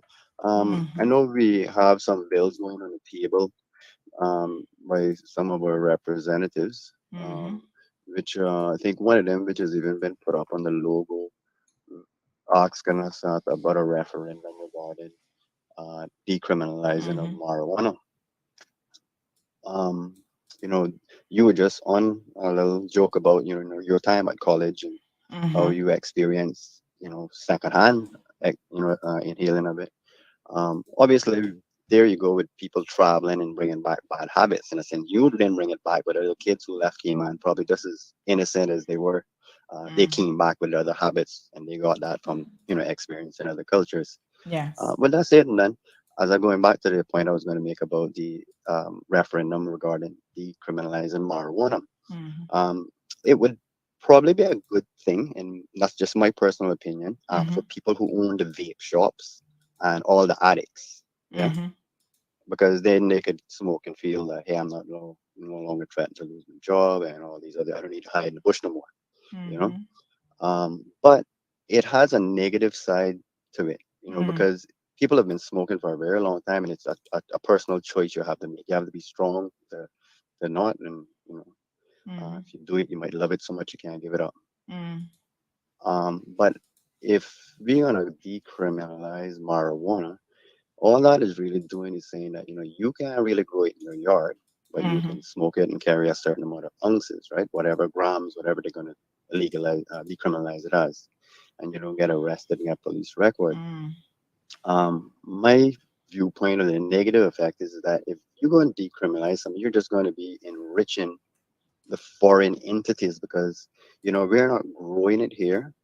We're not packaging it and distributing it amongst ourselves. We are now bringing it in from these other places, because we saw a couple of years ago where they were flying over, having these seminars even with some of our government officials about how to set up shop and all that thing here, right? So the next part of the trigger, of course, is to decriminalize it, because this is a bunch of people who are already billionaires, and they want this system need more users in it.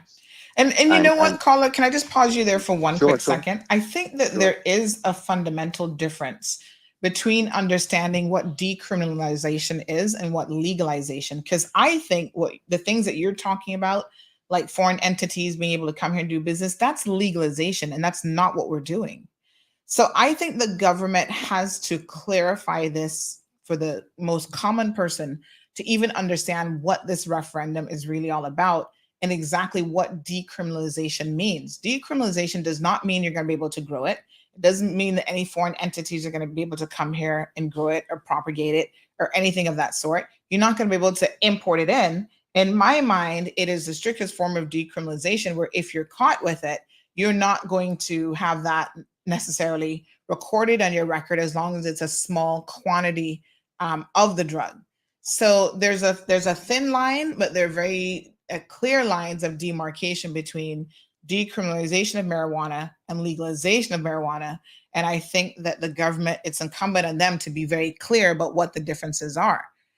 Because in jurisdictions where it has been legalized, say for example, Jamaica, you can't go anywhere now in Jamaica in the public and not be subjected to smelling that everywhere that you go, so that even children who might be asthmatic or have allergies or whatever, they go to a beach and everybody there, I won't say everybody, but enough people there are burning it where it is, impacting their quality of experience at the beach.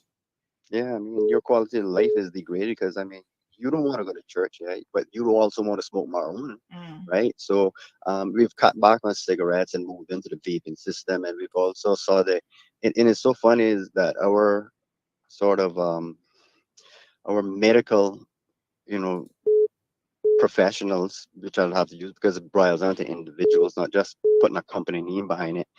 They've managed to get laws passed that you can go and get, a vape for all these peens and all that kinds of stuff. But, once it gets into your hands and you get home and you take a vape, it's going to give you a similar effect as one, and you're going to be careless with this instrument as well, right? So there's a lot of stuff that already happening that you can see the external effects already coming into Cayman and just like I spoke earlier on about the speed of development. But again, if they're gonna go as far as pushing this on the plate and asking us to make a decision, because remember when the one man, one vote thing didn't get enough votes to pass anyway, but the governor still went ahead and said, let's just have the one man vote, because that's probably what they wanted. But at the end of the day, the one man, one vote. Based on the population that should have came out and voted. Then I don't want to say that they because but the way the law works, it's a majority based on a referendum. Yeah, exactly. So even if a ton of people don't show up, you're working against yourself if you don't want something passed. That's why you must participate in this democracy that we have, right?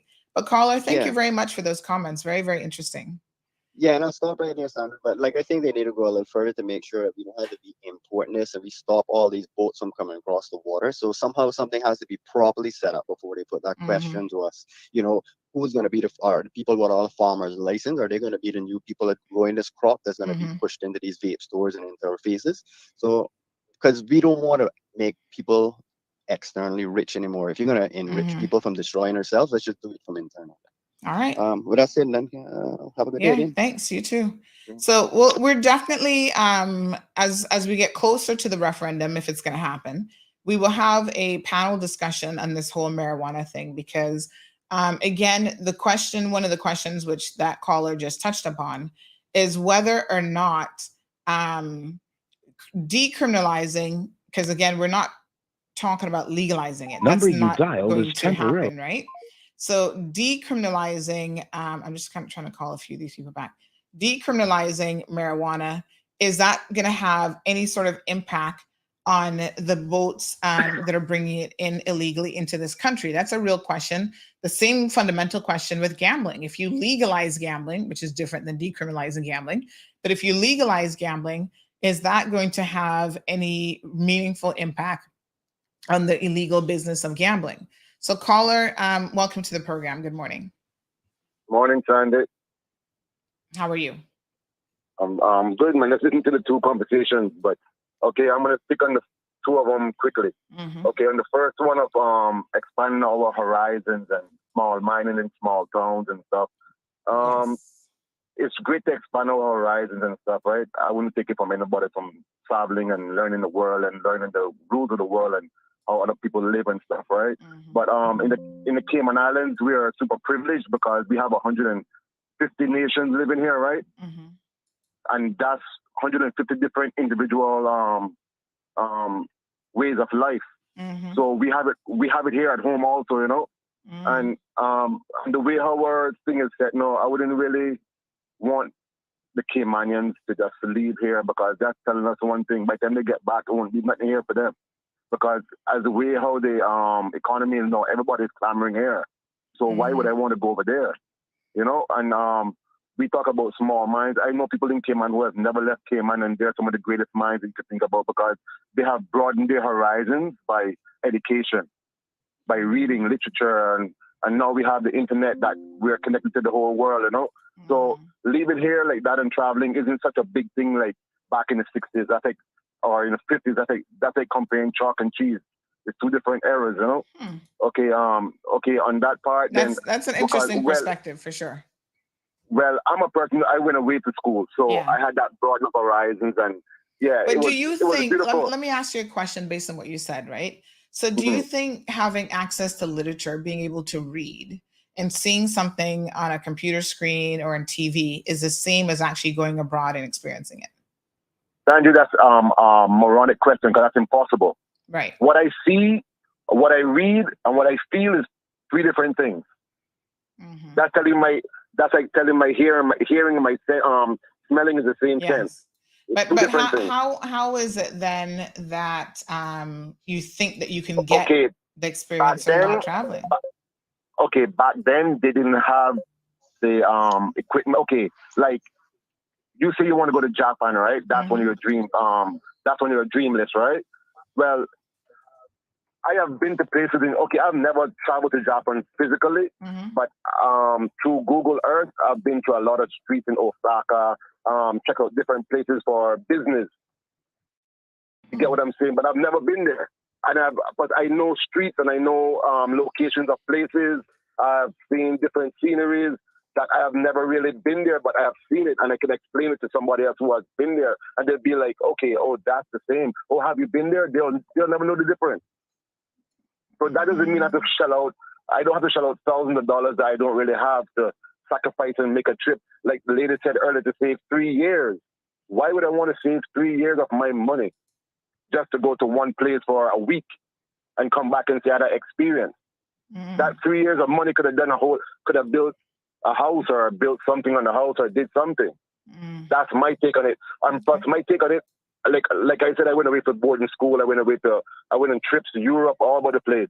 And one thing I've always learned, I always wanted to come home. Cayman Islands is the best. That's why everybody's clamoring here. Okay, off of that subject. Onto the marijuana subject with the guy I was talking about just a while ago. And you guys are talking about. Okay, I keep on telling people this. The same way that we look at marijuana today is the same way we look at alcoholics or alcohol back in the day. So why are we beating the dead horse? It doesn't make sense. And he's saying that, okay, we don't grow marijuana here. Yes, we don't. Or at least not on that kind of basis. But 95% of our alcohol does not come from Cayman either. So where is the maths in that? Or where's the difference? Like I said, soon everybody's going to have to say sorry. Just like they told people who drank alcohol. You can't imprison them like that for their own choices. The guy who's smoking the cigarette, that's dangerous. The one who's smoking marijuana, that's dangerous. The one who's drinking, that's dangerous. They're all evil. There's no better evil of all. They're all the same thing. They're all the same thing, so it's no different. So basically, we just have to, everybody have to respect certain people, certain choices that people make. Not all the choices are correct, but something like this, I have seen people go to prison just for being in concern of marijuana. Same way I have heard of people going to prison for being in concern of alcohol. The same way he said people hiding in the bush to smoke marijuana, the same way people used to be up in the bush doing moonshine. So it's no different. So we have some of the most respected people today drinking alcohol. All right, my dear, you want to leave me there? That's what I say. Yes, thank you. I will. Appreciate it. Have a great day. All right, thanks so much. We got another caller. Phone lines are hot this morning. Morning caller, welcome to the program. Yes, Ms. Hey, Darlene. Sandy. Hi. Good afternoon, good morning, everyone. I really can't I can't disagree more with that caller. I really can't see what he's talking about. It's nothing like getting that physical contact with people, understanding them and their different cultures and way of life. And yeah, you talk about Florida. Yeah, I think the more experience, especially our young people, get to go or travel is better. Let me just give a quick example. When I came here, a fellow came on, and that's to do with like religions and cultures and stuff. Is very very important because us being predominantly Christian, we don't understand that much on different, religions and stuff and acceptance because we know our style and everything in Cayman. So saying that, we have this narrow mind that it's only one. But as you go around and you travel around and been to many places to see the difference of people and different, but all at the same time we are the same. So that I don't agree with him.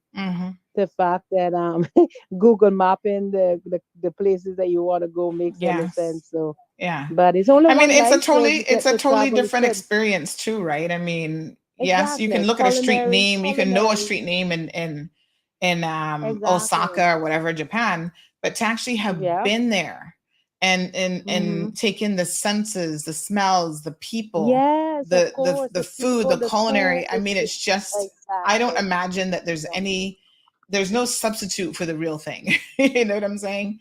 And a quick one for the lady that said that her kids, her son, I think, is 20 years old, and she said, "Okay, now it's time to save." Let me tell you, Yeah. the I believe like yes, saving, but at 20 years old, I think the greatest. If I had my life to live again, I would travel and travel until maybe even 25 years old and get to know, because that's a wealth. That alone is wealth. You meet people, your opportunities are there to network with people. So, everybody have a different take, but that's just mine. Yeah. And All right. sometimes, So, as a Caymanian, you may not want to come back home for a very long time or ever. exactly. There are Caymanians who, Exactly. if you guys watched the last Cayman Voices segment that we did with Deal Ebanks, his Right. family, he has a huge concentration of people in Texas because they left In Cayman Texas, and they yeah. never came back. They built their lives Never there came back. and they're perfectly happy in Texas. And there's nothing So wrong. yeah. Some of us are from small countries, as small as Cayman. Mhm. But let me tell you something. I always, in my mind, from a little girl, I said, "Listen, Cayman is too small for me." And I didn't travel until I'm a very much adult. But I always thought that it was so much out there, and just to get out and we sometimes we got this thing that we isolate ourselves. I call it isolate, because even if we travel, we don't choose to leave away from the Yes. places that are concentrated with our own. So you don't know if you're going to stick in Tampa or in Florida and you got all Caymanians, then you're not experiencing the different cultures and stuff. So, Yep. we all need to get over that Yeah. stigma of staying home, or that we are the best. We are Yep. not the best by far. We are not the best. So, travel and enjoy life. Yeah. That's all I And can say. even Especially when to you our young people. even when you live and you go over abroad, a lot of times we do the same thing. We get stuck in a particular area. Like I remember when I lived in That's it. Tampa, That's what I'm saying. my Yeah, aunt exactly only what you're trying to say. traveled primarily in a certain radius of her house to go grocery shopping, and she'd go on Fridays or Saturdays. Like a weekend treat was to go to the barbecue pit stop where she'd get her little barbecue. Right. But that was still just within a That was it. certain radius of her house. So I was mentioning this Exactly. morning, the experience of being bussed every single day way out in Valrico to go to school was an eye opener, because I got to see things that as a 9-year-old I didn't see in her area of Tampa, like the cows, even, you know what I mean? Right. So, we have to, Exactly. I could relate to that too, because when yeah, I first came here, I went like on the countryside, and I would see the horses and the meadows and the yeah, sheep, and so it was such a big difference. And yeah, whereas we going to New York and we going to Texas and everything is like a concrete jungle, yeah. it was different. hmm But anyway, you Thank you, guys have a caller. good day. Appreciate it. Okay, good. Bye-bye. All right. So Miss Ethel says traveling expands the mind. The last two callers are intellectually on point. Well done, guys, says Selvin. Cece says, trust me, I have 4 and they want to go to Miami for a family vacation. And I'm just praying they hurry turn 18. Well, Cece, you're the one who had them now. They didn't have you. So, give them the best opportunities. Somebody else said, Miss Vicky says, not everyone has the money to travel. Well, Miss Vicky, you would be surprised at how traveling is not as expensive as you think. And also how it's a matter of priority, right? So I know people who can afford to go get their nails done every single weekend. They get weave put in, which I understand is not cheap. I've never had weave, but I understand that these hairdos are not cheap.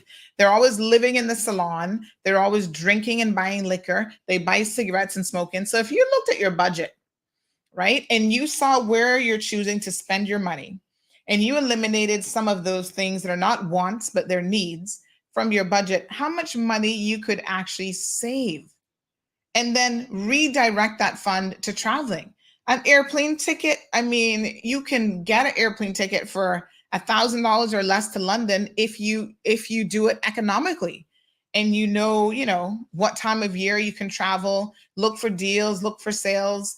Lots of these sites online will get you the best deals and all sorts of stuff.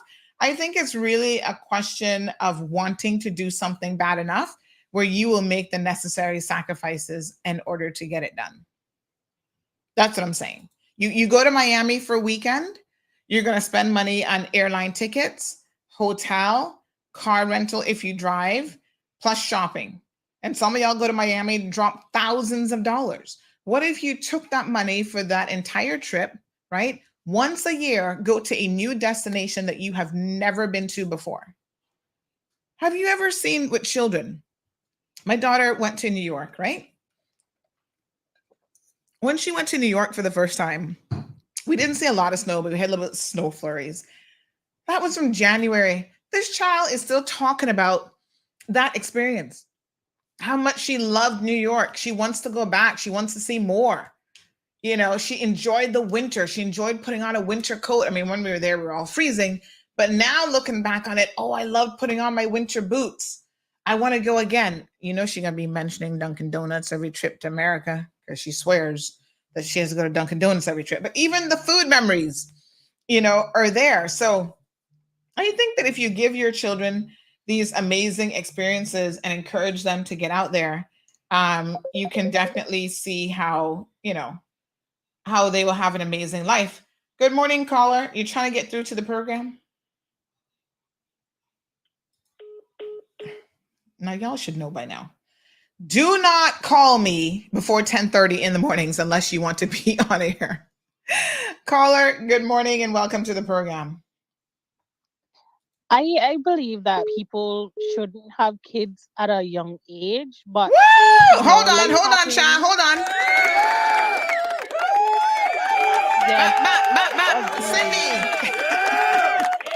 I do agree. Cindy teaching us some life lessons from her own history book.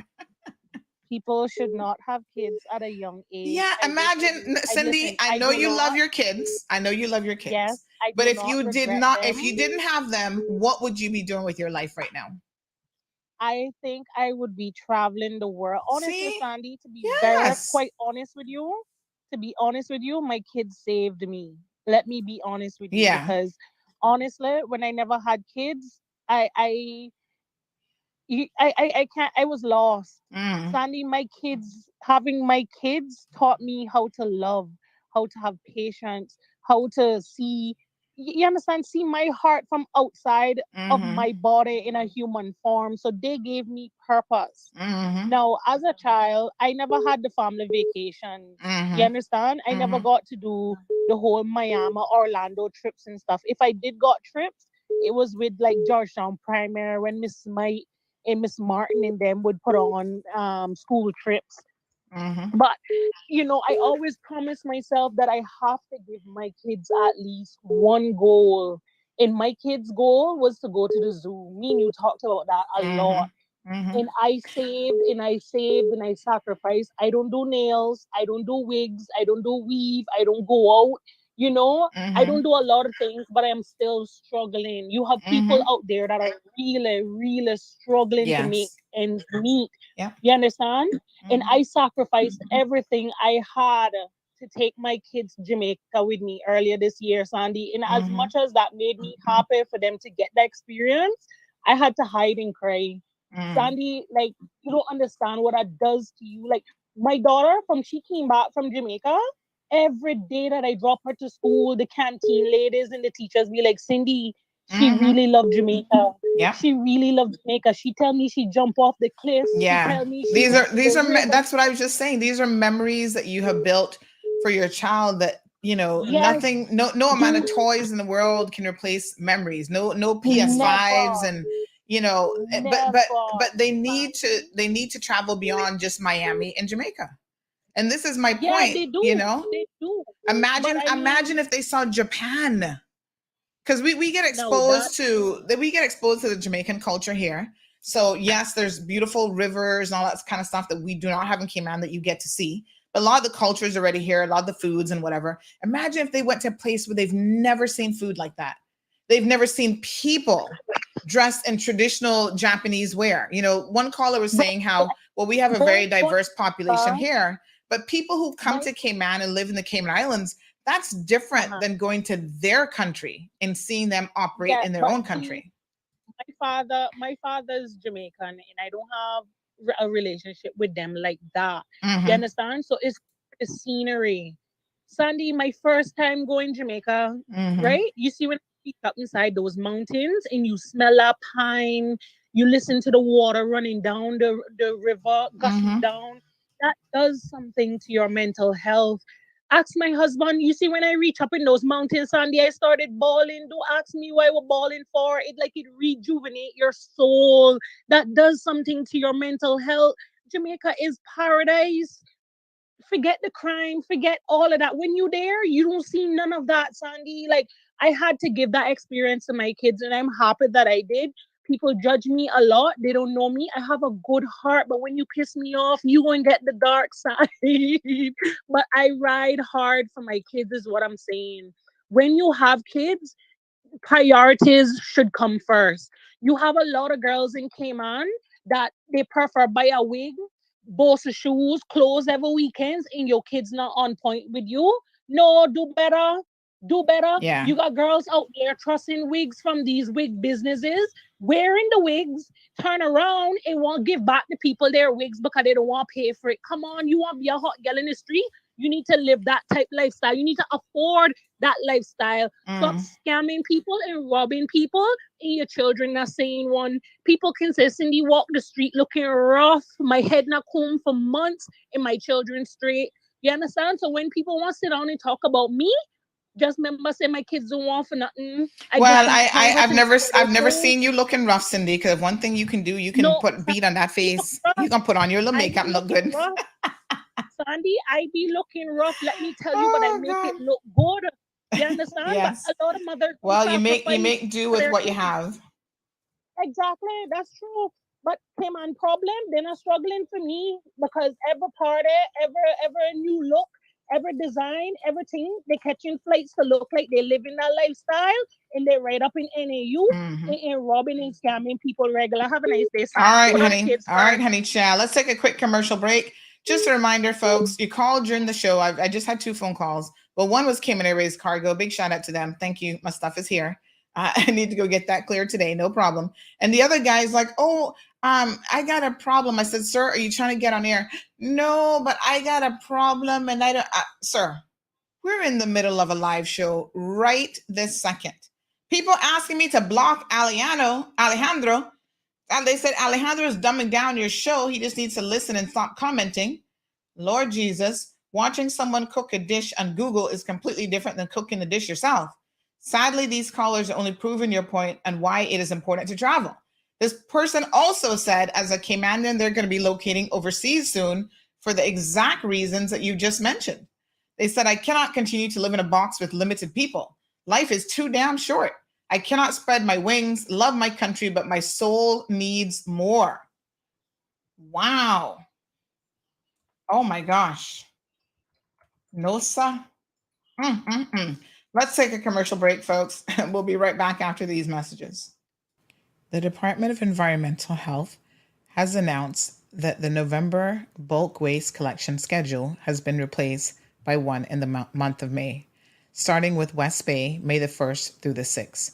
Please note that following West Bay, there will be a Georgetown bulk waste collection from May the 8th through the 13th. The Department of Environmental Health has announced that the November bulk waste collection schedule has been replaced by one in the month of May, starting with West Bay, May the 1st through the 6th. Please note that following West Bay, there will be a Georgetown bulk waste collection from May the 8th through the 13th, and then Bordentown from May the 15th through the 20th, followed by Northside and East End from May the 22nd through the 27th. Stay tuned to this platform for more bulk waste scheduling information. The annual business surveys being conducted by the Economics and Statistics Office, ESO, are ongoing. The surveys run from April 11th to June 16th, 2023, and collect information to answer questions like, how did the economy perform in 2022? What is the value of the income received from the rest of the world in 2022? Your response matters. Fill out and return your surveys to the ESO. Remember, better data, better decisions, better business. For assistance, visit www.eso.ky or call 244-4600 or 244-4676. Ocean Ridge Heights offers an amazing opportunity to own a piece of land in idyllic Cayman Brac, right on the bluff, starting from $80,000. Located in a quiet residential area with high elevation, these lots are ideal for a future home or investment property and are sure to go fast. Cayman Brac offers a laid-back lifestyle, amazing pristine diving, limestone caves, diverse flora, along with amazing wildlife. Inquire about the owner financing options so that you can secure your piece of paradise today. With only a few lots remaining, these are sure to go before you know it.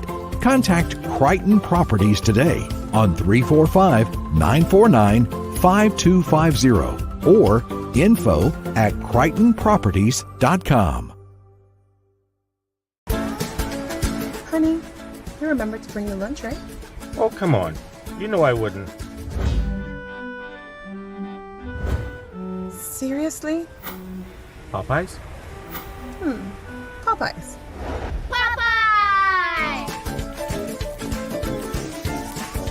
Popeyes to the rescue again. Mommy, I prefer this to your chicken anyway. Oh, no, you didn't. K-Man doesn't just like that chicken. We love that chicken from Popeyes. All right, folks, welcome back. We have a caller on the line. Good morning, caller. Welcome to the program. Morning. How you doing? Morning. Good. How are you? Pretty good. I don't know where to start. Okay. In between yesterday and today, Oh, gosh. my head's spinning around. The guy yesterday floored me. He said that people who call you sure don't have a life. And you know what I was thinking to myself? If somebody is trying to break into my home, should I say that's perhaps not a good idea, or should I just shoot them without having a conversation? This idea of not having conversation is so stupid. I can't explain to you how much I disagree with that caller, and it amplifies what's being said about today about the need to be exposed. On the subject of decriminalization, I think the government did make it clear what decriminalization means. But I think what the problem is that when the explanation is taking place, people are not listening to that. Because I think a lot of times what people do is they listen just waiting to find a pause in what you're saying so that they can respond to you, but they're not really listening to what you're saying. Right. And However, there is a bit of hypocrisy that's going on, not just with the UK, but with the local politicians on the use of this word decriminalization. When way back when the discussion was taking place whether buggery should be decriminalized, what actually happened was that what they did was they sold it on the basis of decriminalization, but what they did was that they made it legal, which means that on that issue, decriminalization, they intended to achieve legalization, whereas on this particular issue of cannabis, when they say decriminalization, they mean literally decriminalization, not legalization. And so I think governments need to be more honest with the public about what they're doing. I believe that the reason why the conversation is going the way it is because some people, when they hear you say, okay, you want to decriminalize it, what they hear you saying is you want people to smoke it. I think I have made myself abundantly clear that I don't support smoking of anything, not even romaine lettuce. Okay? It is harmful. But that does not mean that it cannot be used in other ways that that doesn't have the harm of smoking. Okay? And so the conversation needs to take place because people are all over the map on how they feel about it, and because the conversation isn't one in which people are sincerely trying to understand the other side. They just are opposed to it because they're locked in certain views. We're in this place where people just not getting what the government is saying. Now, do I agree with everything specifically that the government is proposing in regards to decriminalization? No. I believe that, like other places, Canada being one that has legalized it, we should shoot for legalizing it, not just decriminalizing. I hear the argument about the UN being under the UN Convention of the to restrict us in whether we can legalize it or not. Those are artificial boundaries that are created for reasons that are not justifiable, especially when you're talking about not having something legalized for smoking. If it is non-smoking, now people say, well, how are you going to prevent people from smoking? You can't. You can't in the same way that you can't do it right now where it's illegal to be in possession of it. So you'll never be able to prevent somebody from doing something that they want to do. It's just simply not possible. That's the point that the other person was talking about when he was talking about alcohol being banned. Now, I'm not suggesting that the reason we should make it legal is because, well, somehow alcohol is great. I think drinking alcohol is very unhealthy. Okay? And what makes it particularly harmful to humans is our inability to regulate the amount that we consume. Just like if you're just thinking about just plain old cane sugar cane, the sugar you put on your table, sucrose. What's wrong with that? Nothing in small quantities. Absolutely detrimental in large quantities. So how could you how could you pass a law that says, well, we know that in high quantities sugar is deadly. How could you pass a law to say, well, you can have sugar, but you could only have a quarter of a teaspoon every once in a while instead of 4 tablespoons in your tea? You can't. You just can't. Unless you educate people about why it doesn't make any sense to put 4 tablespoons in your tea. And the only hope that we have of having an orderly society in which people do mostly the right things is accurate information. That's why when you were talking a couple of days ago about the what was the vaccine again? HPV vaccine. Mm-hmm.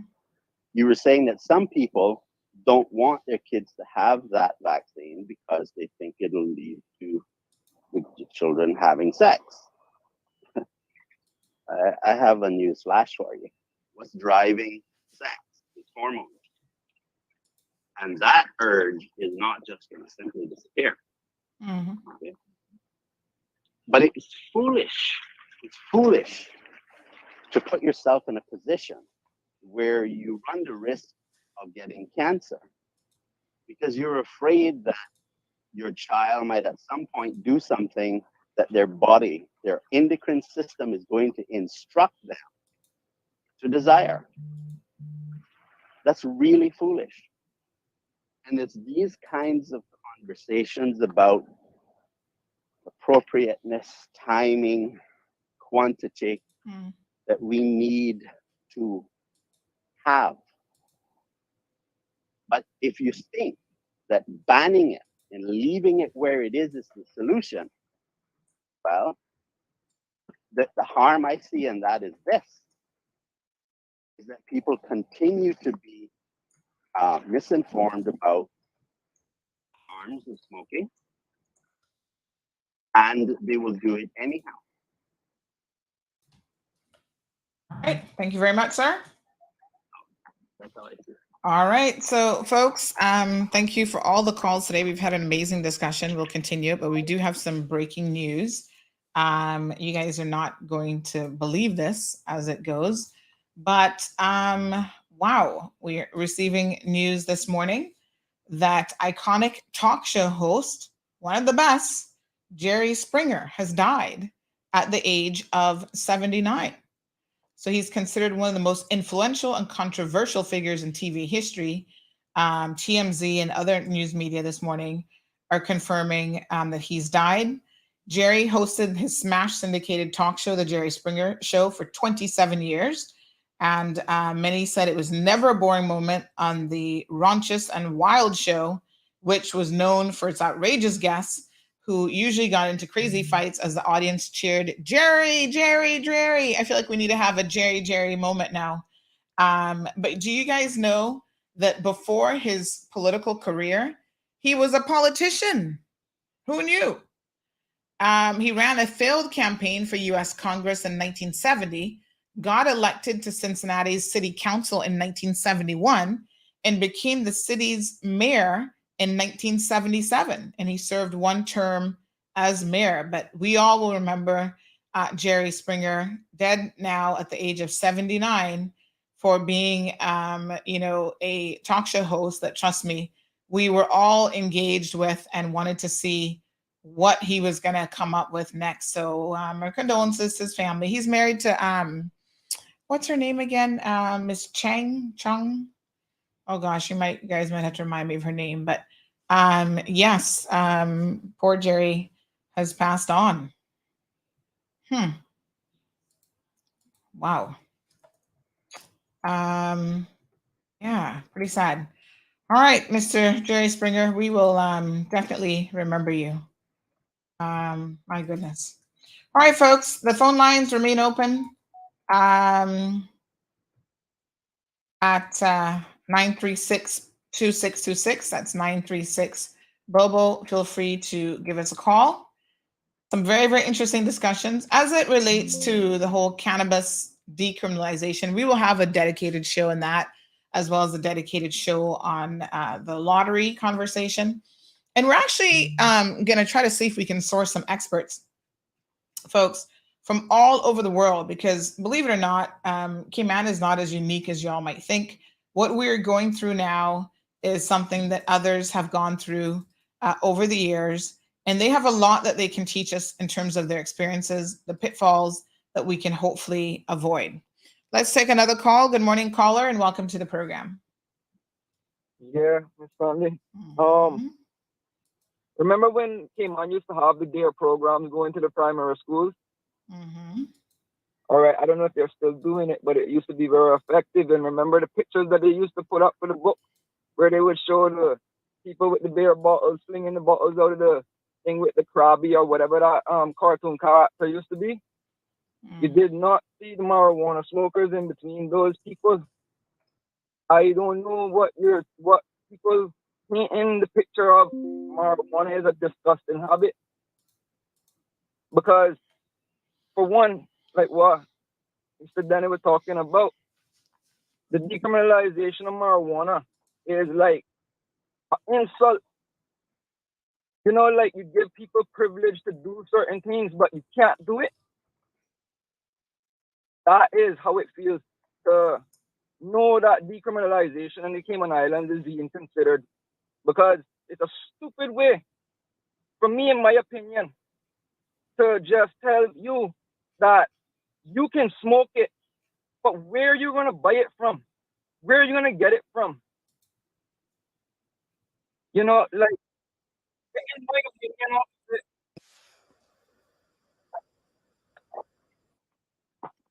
Yeah, I think, again, I think this might be a fundamental misunderstanding of what decriminalization is. Decriminalization isn't encouraging you to smoke it. It's just saying that if you get caught with it, you can have a clean police record and not have your entire life ruined. That doesn't mean that they're telling you to go out there to. You're talking about diversity, right, today. Talking about we need to travel and go different places. Have you ever been to California? Yes, I have. And can you tell those marijuana smokers they cannot smoke? It's legal in California. I'm not really Why sure. do you think so, though? Why do you think so? Why do you think so? It's a part of human rights. You know, like you can put policies onto people that can drink alcohol in the bars, but you can't drive and drink. And then you can say that you have a certain limit that you can actually have a little alcohol in your system, but it's barely even a bottle. So if I can smoke a half a joint just to spare the spare the little penalty to, you know, keep it legal, do you consider that being irresponsible? I mean, I'm not saying that there's a lot of ganja smokers out there that don't do badness, but that's their choice. We have other ganja smokers out here that they do not care about doing badness like how people think. I'm talking about the law-abiding citizens, the good citizens, the people that actually work, the people that actually want to have a life too. Just like how Cindy was explaining. I mean, I had the privilege when I was young. I don't have nobody financially going to keep me stable here in the Cayman Islands other than my family in California. But I don't depend on them. I'm living here like a little bird, you know. I'm winging it. I'm winging everything on this island. I don't need nobody's help. I don't need the government's help. I just want them to keep out of my business. As far as I know, the government's business is my business, but my business is my business and none of theirs. Right? So if I really want to smoke my ganja in the Cayman Islands, I sure will. All righty. Thank you very much. Okay, I think we're very clear on where Alejandro stands on this position, and it's so interesting that he says his business is his business and the government business is his business. That's Lord Jesus. I don't even know what to say. I honestly, woo. Have it make sense, Denny? That's an example of listening to what the government has said. But there's one other thing that I'd like to talk about, and that I know you banned someone recently. I can't remember his name from your show. I mean, I'm getting a lot of requests today to ban Alejandro as well. Well, I don't agree with that. Let me tell you why. Let me explain why. Oh God. What is information? What is education? Right? We're seeking an understanding about something.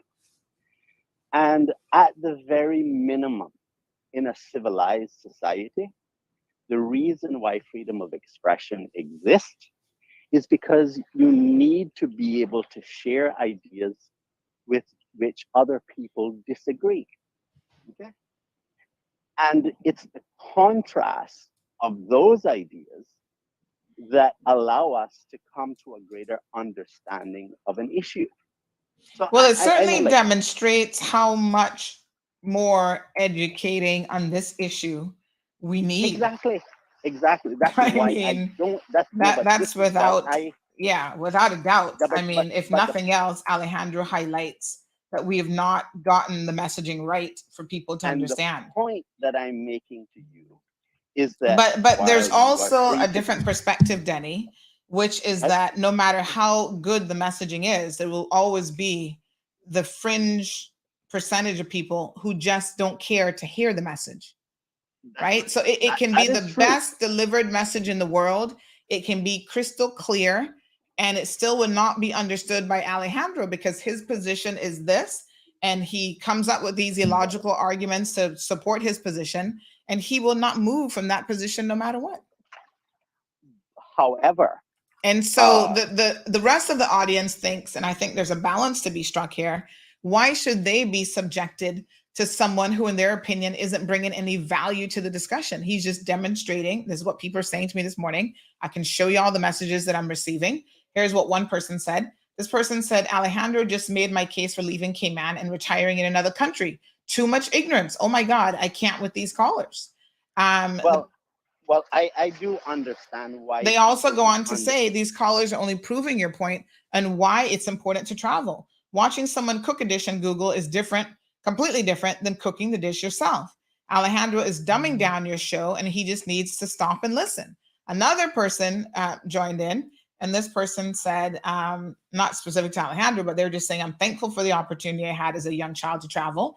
Once with my mother on board the cargo ship, my father was the captain in the US. I think it's hard to see which flag that is, but I'm thankful that I was one of the Caymanian children who had this experience. On another note, I wanted to take this opportunity to thank the members of the Boatswain's Bay Presbyterian Church next to the lighthouse and their pastor at the time in the late 1970s for their vision for early intervention for the children in the district with special needs. That's when the name for the all-island school started from. I do believe this is why West Bay seems to have a lot of special needs children, because no other district had that program for their special needs children. Cayman and the world has a lot of different need children. And it's unfortunate that over the years that a negative light has been placed on West Bay instead of a positive light on the missionary at the church at the time and their members. So somebody else says, can you please block Alejandro from calling? He's getting like George, annoying, laughing out loud. Well, that may sound cute, but I think it's a mistake, because the same reason you have the concept of formal education is an ongoing thing. It doesn't mean that once you have graduated and you're out of school, that there isn't somebody else who needs to learn. And so the message to those who feel enlightened is to understand that not everyone is enlightened. And it's an ongoing process. And that is why the contrast of views are important. Yes. And to be honest, I want to be very clear. You couldn't remember the name of the person who got banned, which is so interesting because he was so incessant with his messaging, but that was Jonathan. And the reason that Jonathan was banned, it wasn't because he had a difference of opinion. It's the way in which Jonathan continually expressed his opinion with disrespect, even after being warned that there were certain rules that, you know, he needed to abide by. He would not follow those rules, and that's why Jonathan was blocked. So, you know, we don't tend to block people just because they have a different opinion. I think at the end of the day, you get blocked for the way in which you express your opinion, because there are rules. There's rules of freedom of speech. I do understand that.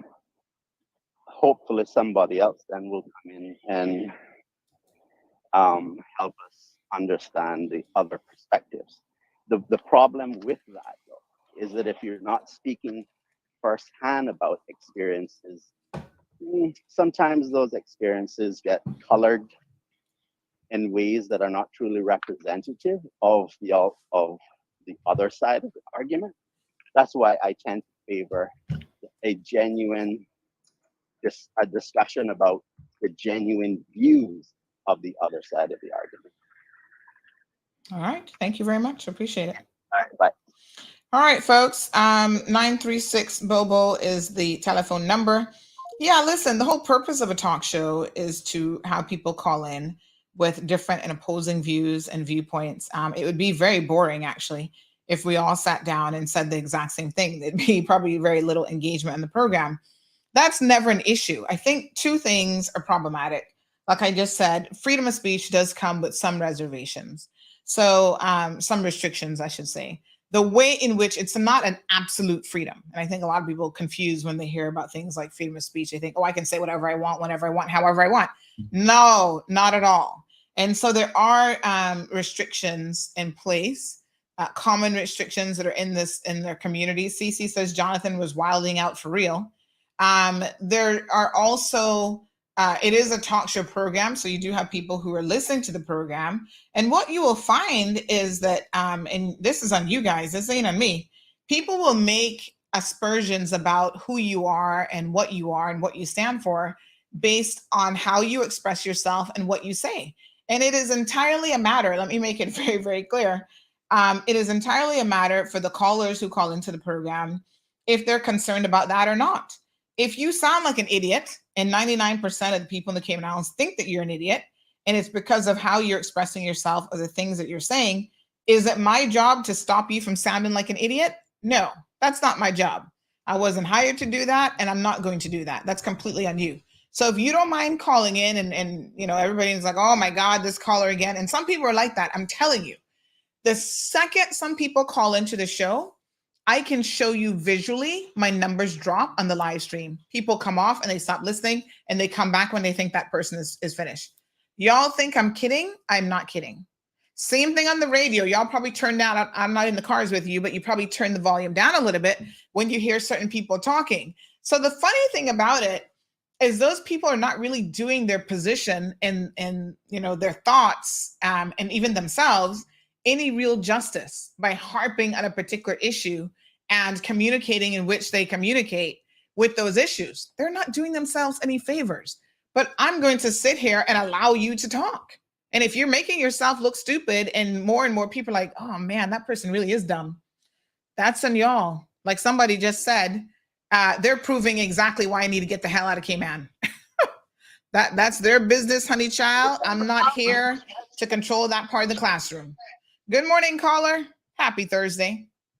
Good morning again, Sandra. Can't get no happy, and this is the third call for Woo, honey child, you on a roll today. I know, I got a little extra time, you know. No one I can really listen. No problem, no problem. Now I can work and talk. Yeah, so I know I sort of brought up topics about the marijuana thing and everything earlier on. My point of it is that I just wanted to make sure that Cayman and the Caymanians benefit from the overall, regardless of what the outcome of any decision is going to be, whether they're going to have a referendum and all that. So I know people got a different viewpoints about this and that and this and that. The only thing it boils down to is that at the end of the day, if we're gonna allow ourselves, because we're gonna have the second hand too, right, to consume this, then we're gonna grow it and we'll export it to those other people just like they're trying to do to us, and we'll put regulations on those ones coming in, because you'll have to at some point, you know, if you go to that extreme, which is already happening, like I said, you know, it's coming in through the medical terms and all that kind of stuff. But how much we the people are benefiting on it. Probably not much because it's just a pass on thing, but then it's very expensive and everything. I want to come off of that topic just a little bit. We got a lot of things happening in Cayman. Yeah, that wasn't really meant to be the topic at all today, but exactly. anyway. No, we were talking. Yeah, we were You talking. know, sometimes we're all over the map of discussions. But that's all right. Yes, and that's a good thing. That's a good thing. It's like, but I want to bring up one about development right now. The district of West Bay, that contributes a lot to Cayman when you think about it. West Bay itself, in my opinion, has shrunk over the years because it used to stop at the stoplights by gas station, let's call it. That used to be West Bay, Georgetown boundaries, land boundaries at that point, right? So everything down was West Bay. And then at some point, the West Bay boundary got pushed down to the Ritz-Carlton and so, but it's all still the responsibility of the Georgetown people and the West Bay people really, to maintain that beautiful look. That's the first place tourists get and all that kind of stuff. But West Bay has contributed a whole lot to development, and development right now is really, I don't know what word to use in West Bay. I mean, you can drive there and just buildings are popping up at the ground like trees, right? But the concerning thing is that we see some development happening in Barbadu areas and those areas where you used to contain a lot of wetlands and other stuff. And of course, there are people downhill, if you want to use that term, that were always concerned about flooding. Because obviously we knew before a lot of people didn't fill in their property because of respect for the neighbor, that if you fill yours in the water would, more or less run over to your neighbor, and now you're not sharing that water in, so somebody's going to get flooded. And we see that same thing sort of happening with development where they're, digging out all the swampy mud and then they're filling it back with marl and stuff and all this kind of stuff. Obviously, they don't absorb all this water, so the water gets pushed further down the stream. And a lot of those developments down the stream, they're older structures. So back then, so it's a big concern for the people of West Bay. And at the end of the day, I think that some of our representatives are doing their best, to have as many meetings and to communicate with their constituencies to make sure that they're in the know of what's happening. Maybe not enough is being done because a lot of people sometimes don't know about certain things, but I think those representatives need to do a whole lot more to communicate with the electors who put them there, and of course within their constituency and for the whole broader part of not just West Bay, but whole of Cayman, because this is a ripple effect. I know the people in Bontown and Easton feel safe now that you can still buy your land for $60,000, but down here in West Bay, what used to be $100,000 is now like $200,000. It happens like you have to work one morning, you're working harder, you got yourself a little raise to pay. By the time you got back home, one and get that piece of land next door, that's already sold for triple what you were going to buy it for. Yeah, and I think to that point, caller, because you were saying earlier, having Cayman and children travel means that they could be losing out on these opportunities for property acquisition. This is where I think as parents, we need to try as much as possible to give our children a little bit of a head start in life. So listen, if I have a child that is in university, that is traveling the world and being productive, right? I don't have an issue as a parent trying to buy a little piece of land here and there to be able to say, okay, I'm going to bequest this to you. I'm going to give this to you so that when you come back, you don't have to worry about that because you were out there broadening your horizons. You were learning, which is something, in my opinion, that's very, very productive. They weren't sitting home at me being a bum and not wanting to work and not willing to do anything with themselves. So I think that there is a lot more that parents could be doing to even help their children, and maybe we need to look at how much of that really we could continue to do. Right. I mean, and that's a very good point. I mean, I know my family from before, they might have been sort of land rich and cash poor, but it was a situation in a lot of families that they had land that they could have left for their children or their grandchildren, because this is the stage we're at. We're not at those children stages. We're like at the third or fourth generation now. And some of that land was sold in order to push these children overseas to education. And back then, the land was so cheap. It was like cheaper. You could probably buy other stuff that were more expensive than land, like a car. But you sacrifice and your children came back, and of course they got a piece of land and they made less children than you, 2, 3, or 4, but now it wasn't 4 pieces of land that they could give them. So everything what they sacrificed to send them away and to come back and get, you sort of lost. And I respect you. While your children are away for college, you should try to obtain more property so that they'll have something when they come back. Because you as a parent, not only reward them a bit more for educating themselves more, but looking out for their future and their children and grandchildren's future. But we see right now, I mean, the land value, like I'm saying, I mean, I could get off there quickly, but I can remember when I thought I could save enough to be able to buy certain properties, and I went ahead and I saved and I saved, and I was lucky sometimes to get something, but in most cases, by the time you save, it had just gotten more and more expensive, not just a little more expensive that you could predict. It got like double and triple, and that hasn't discontinued here in Cayman, and there's an outside factor that's driving that. Where people are coming here, they got more money from other places, so they're gonna buy that same cheap piece of land for 4 times what it's worth. And the problem is then the land around it value goes up, and now the Caymanians are pushed out of the picture. All right. And going back to the same thing with the cannabis, this is all the same ripple effect. Even they want to talk about alcohol, it's all the same thing. We don't manufacture it, but we import it and destroy ourselves from external points. Okay, my dear. Thanks very much. Appreciate it. So, folks, lots of thoughts wrapped up in that for sure. I think there's a balance again in all of these things. When I first moved back to Cayman, I saw an acre of land in the Savannah area for $60,000, and I didn't jump on that. Owner financed. I was like, nobody not gonna live out there. That's all in the country. Boy, oh boy, I'm kicking myself for lack of foresight, because I should have bought about 5 of those acres of land. And so now, yes, the land is no longer that. You can't get a house lot for probably under $150,000.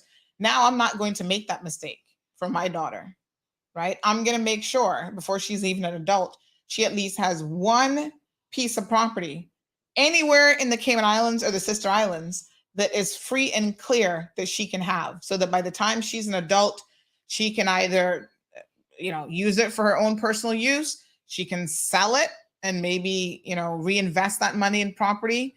She can put something on it, develop it, put up, land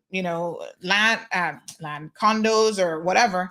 And I tell you what, if money was no issue for me right now, so if I went to Florida next weekend and I won the lottery, believe me, the first thing I would do is come back to Cayman, buy some property, and immediately put up some apartments.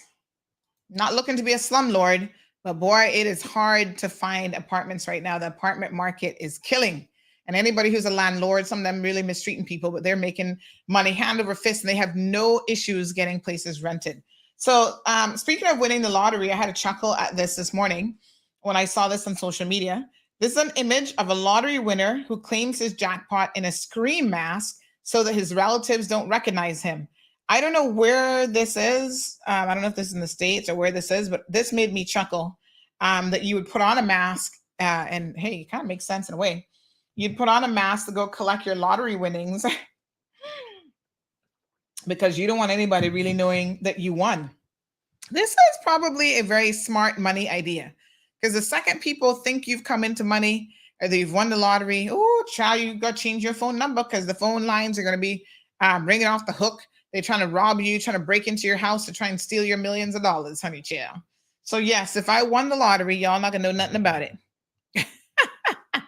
I'll wear my mask to go pick out my money. All of a sudden, you'll be like, oh, but Sandy's building all these apartments. Oh, I know what y'all would do. I know exactly what Caymanians would do. Hold on now. Ready? Caymanians are going to say that Wayne Panton is buying the apartments for me. That's what they'd be like, oh, yeah. Government paying her some money for real. Here's another meme that had me laughing. They say exercise gives you energy, but you need energy to exercise. Sounds like a pyramid scheme to me. This is for those of us looking for excuses not to get moving, honey. One more to make your Thursday full of joy and laughter. This lady celebrating my 1 pound weight loss, and in front of her is a plate of food, look like rice and chicken and all kind of stuff. And this is what we do. We celebrate one little milestone by, derailing ourselves in the wrong way. My goodness, that's just so hilarious. All right, folks, let's see some more of your comments. Alejandro is still here. Someone says, Miss Angela says, way to go for sure. Wayne says, Sue McLaughlin thinks she meant married to the job, not literally. Okay, I don't know what that's about. Aliano says, caller, it's called economic gentrification. Moy says he will divorce his wife soon.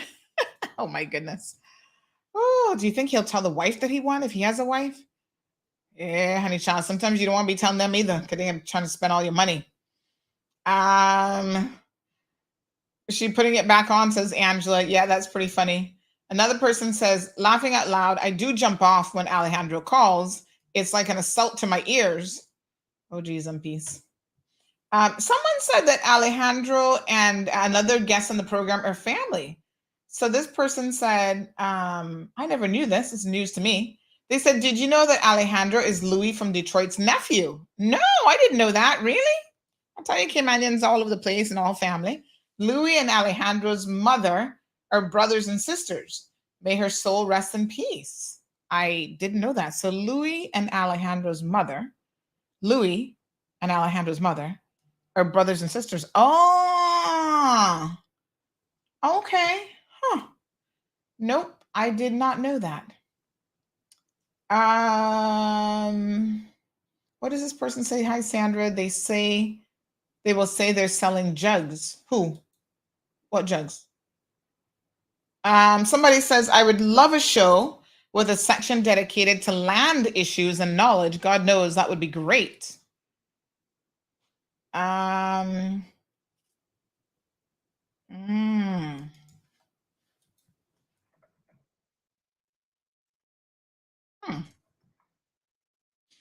right.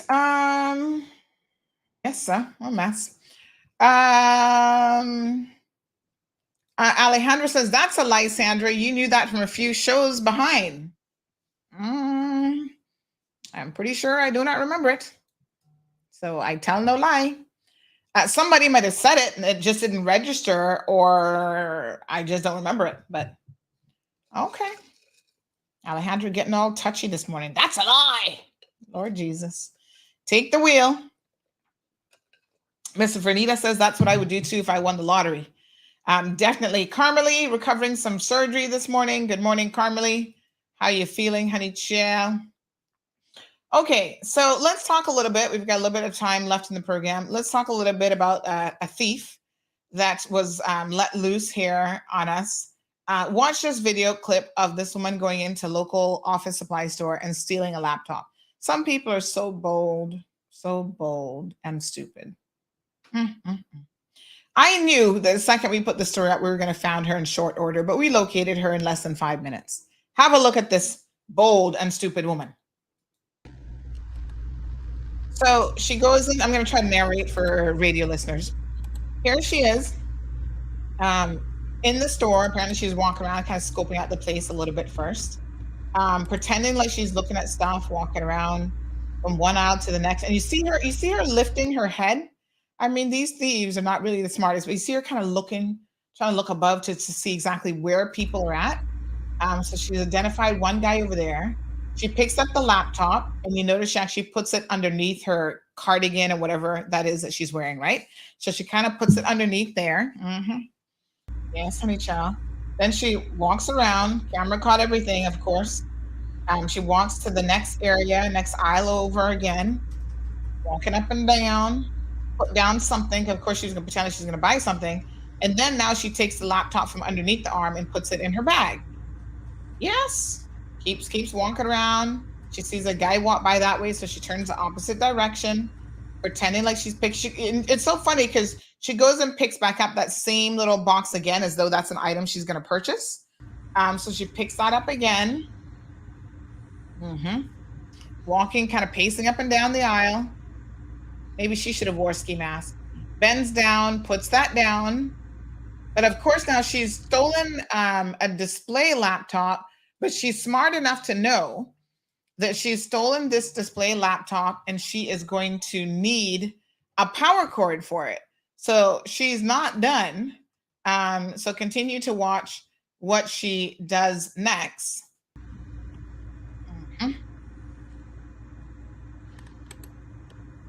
So they show a slightly different angle now, the camera. So she's gone over to a couple aisles. Then she's going to come back. So she goes back at some point and actually picks up the box that had the charging cable in it, you know, because she wants to make sure she can get the charging cable now. So here she is again, picking up the charging cable box, takes the charging cable out.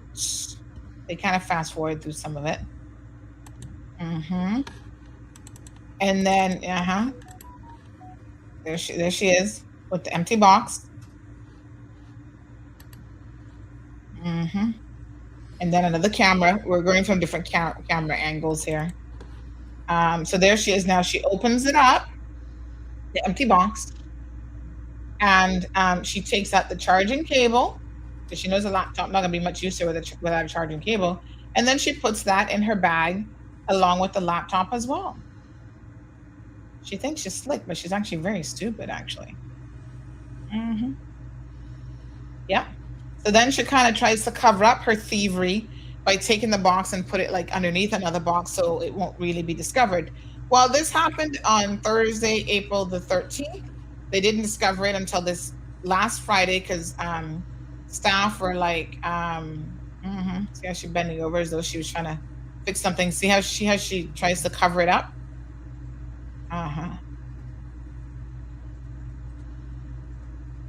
Yeah, so she covers up the box. Staff are straightening up the store on Friday,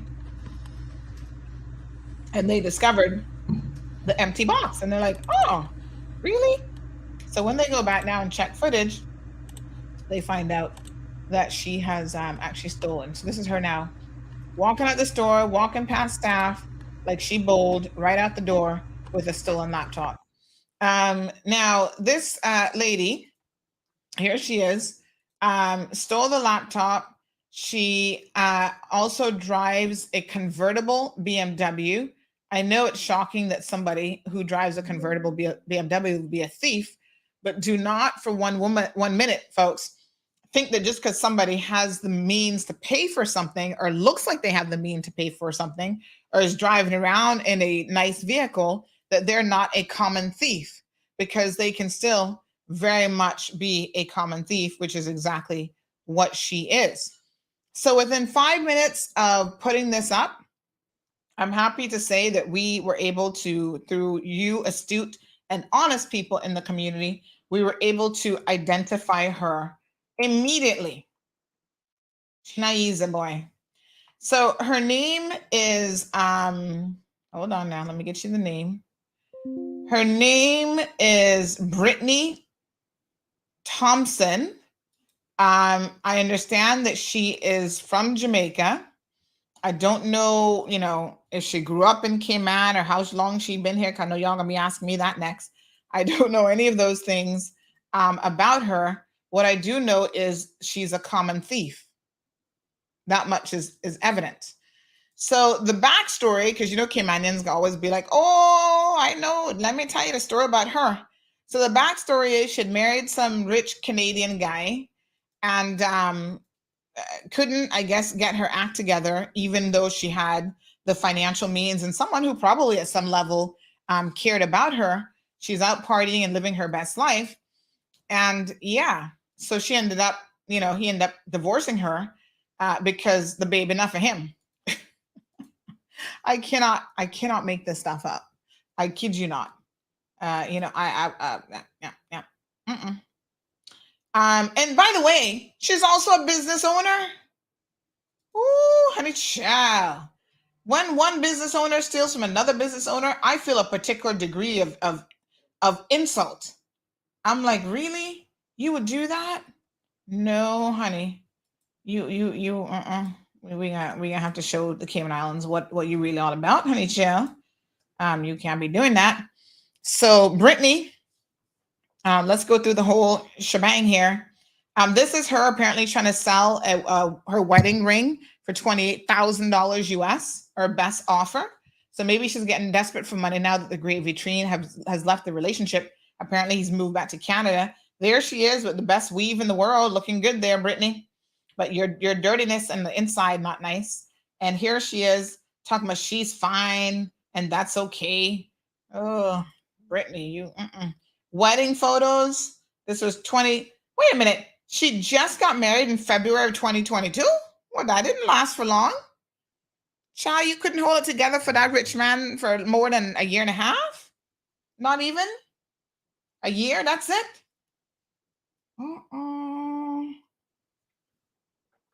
Wow.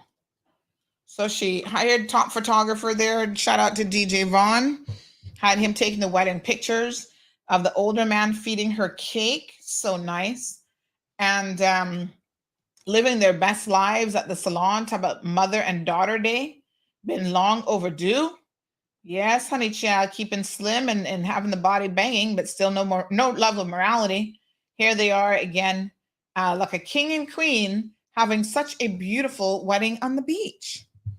Child, if you're not ready for the married life and you want to be going out there fornicating, having children with all kind of people other than your husband, you know that can't work. Money can't buy you love. This is why you got to make sure you're compatible in other ways. So he left her the car because he had bought her BMW, convertible BMW. And this is what she's now driving around with and stealing from people. Well, Brittany, honey child, you have been discovered. Less than 5 minutes, really. And you need to do better. What they say? Pretty face and dirty behind. That is people who go around stealing from other people. Please get your life together, girl. The police now need to be looking for her to make an arrest for theft. Business owners, when people steal from you, take my advice. Don't play with these people. Make the police arrest them and charge them. And you send a very strong message that this is not going to be tolerated.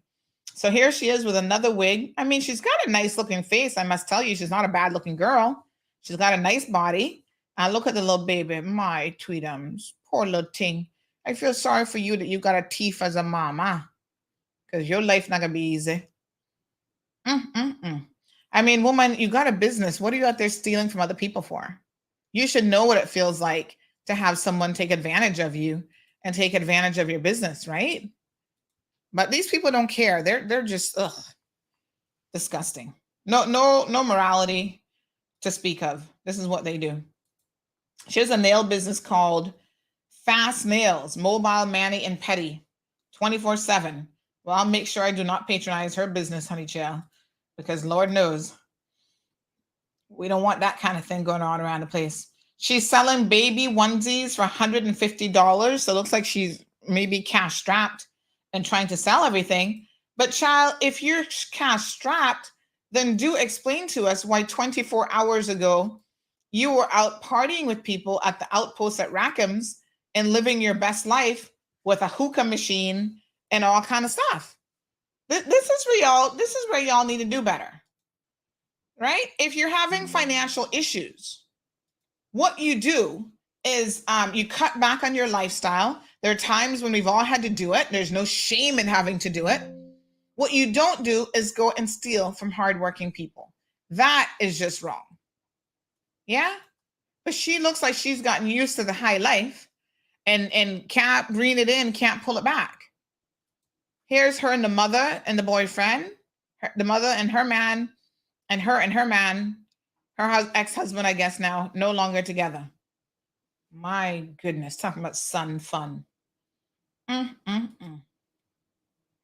there she was, just 11 hours before, talking about she's having karaoke at Rackham's. I guess Rackham's has changed their name to the Outpost. I don't know. DJ Honey, so she's also a DJ. Wow, what a hot mess.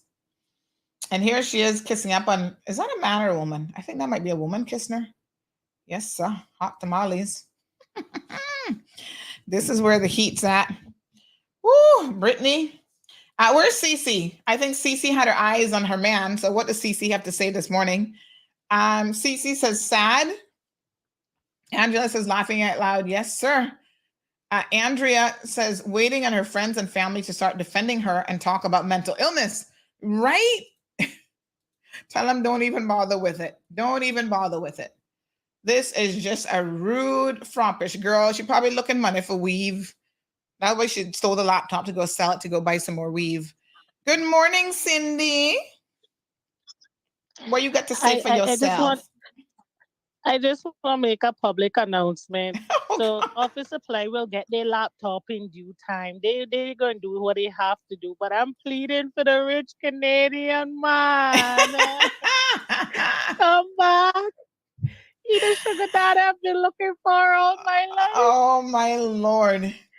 Oh, Lord, Sadiq. Oh, God, man. Put a message out. Tell him I need him. Cindy says, I need that Canadian guy contact. Yes, sir. You're the friend I need. You're the friend. Lord have mercy. I'm pretty sure your husband soon deal with you. What is it? A friend in need is a friend indeed. No, he got her side sugar daddy contract because my husband got black. Buy before Romelia. Yeah, you understand your mama soon come jerk that phone out of your hand. Miss Romelia, come get your daughter, please. First Lady Jayanne says, I know her, so hype, kiss my teeth.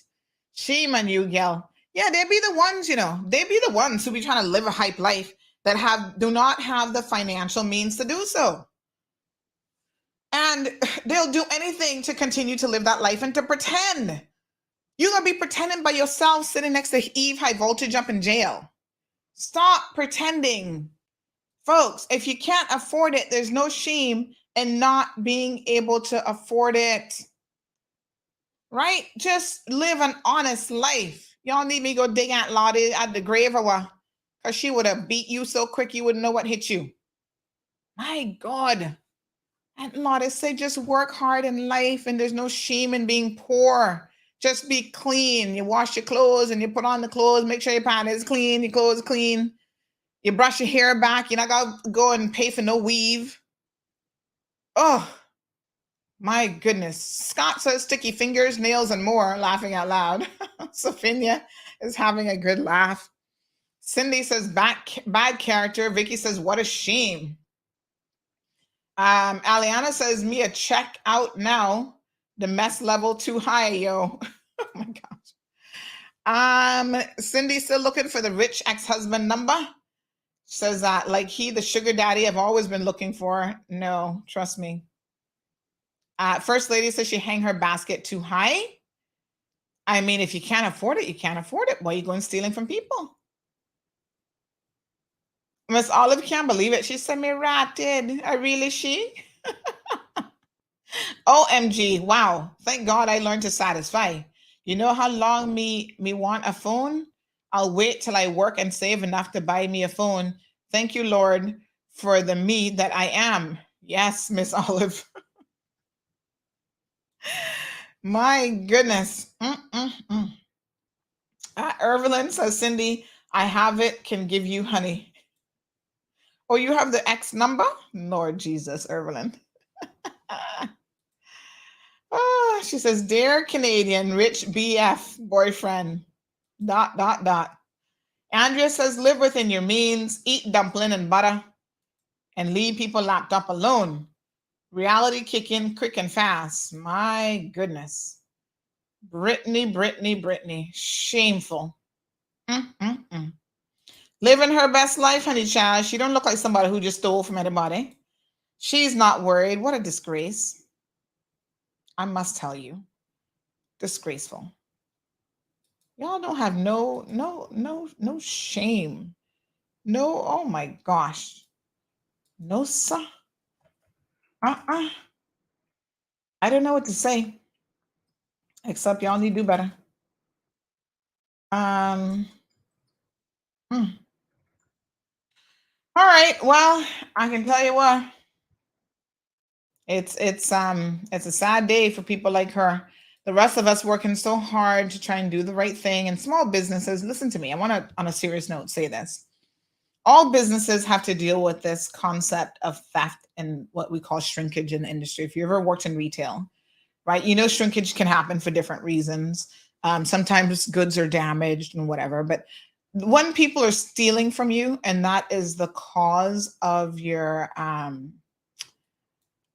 shrinkage, It's very, very unfortunate because there's a price that we all pay as consumers for that type of thing, right?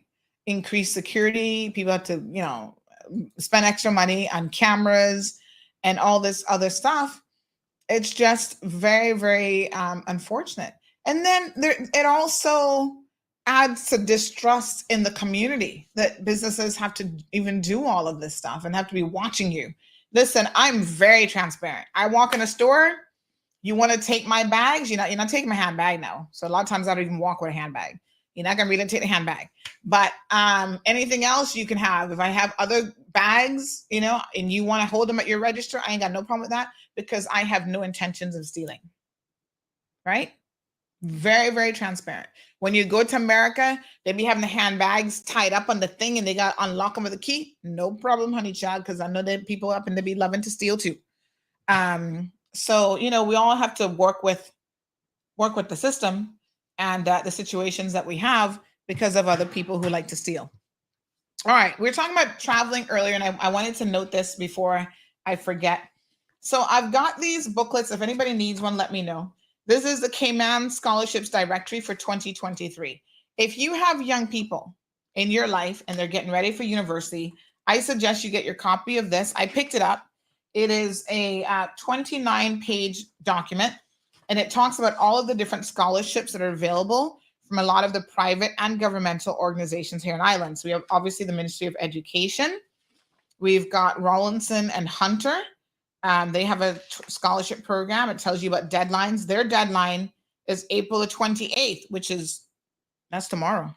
So some of these deadlines might be fast approaching if you're trying to get sorted out here soon. Greenlight Re offers a scholarship assistance program. Maples Group, they do both legal and non-legal scholarships. So CUC, of course, is in here. Some of the banks. So folks, if you're looking for financial assistance, of course, the DART organization has their DART Scholar program. If you're looking for financial assistance for your young people, this is an absolutely wonderful opportunity to look at what is available. So if you need one of these, I saw them somewhere the other day, and I grabbed up a whole bunch. I don't need them yet. We're not at that stage yet. She's not ready for college yet, folks. She's only 6. But never too early to start planning ahead. But in the meantime, by all means, it has a whole thing about what you need to do for your student visas, the whole process. Contact me. I picked up a few of these. I'll hand them out to you. I'll give them to you. Read and share knowledge and information. That's what it's all about. So I'm happy to, this is a little stash that I collected for you guys, not for me. On tomorrow's program, make sure you tune in early. We have a few items that I'm going to be giving away on tomorrow's show. So tune in for that segment of the show. And let me see your comments here now. So Cece says to Andrea, some gal can't even make dumpling. Cindy says, come on, Facebook investigators. Y'all must can get me at least the rich man boyfriend Facebook name. Miss Morna says, Sandy, anything on the little boy's bicycle yet? Oh, yes. So let me update you on 2 things. 2 arrests were made, came in Brack yesterday. Hallelujah. Praise the Lord. Let me get you the names now. I'm going to tell you exactly who they are. One is no surprise. He's a Scot again. His brother is the one who just OD'd the other day. So I guess he's taken over that part of the family business of selling drugs now that his brother's dead from a drug overdose. What's wrong with y'all? Anyway, so that's Tyler Scott is his name. And then the other one is a guy named Christian Ewin. I don't know who his mom is. I don't know who he's for, but he's there on the Brack. Nice looking fellas, to be honest, wasting their lives by dabbling in this business called drugs. Oh, I don't know what's wrong with them. I'll put up the picture here this morning to let y'all know. I think the story has gone up on the website. You can go check it out. So yes, honey child, that's them. Arrested. They sent them yesterday from the Brack to Grand Cayman so they can now be charged and appear in court. One of them, Christian, apparently, is the one who cut his hand trying to get into the restaurant. So he was in the hospital for a little minute. No sympathy from us. And then the other guy, Tyler Scott, he was sent on the earlier flight. So Christian came late last night on the flight. And Miss Gail, another drug thief, she was arrested, I think the night before. We mentioned it yesterday at about 9:30. The good citizens of the Cayman Islands have come forward and donated this young man a new bicycle. So my tweetums, so nice of them.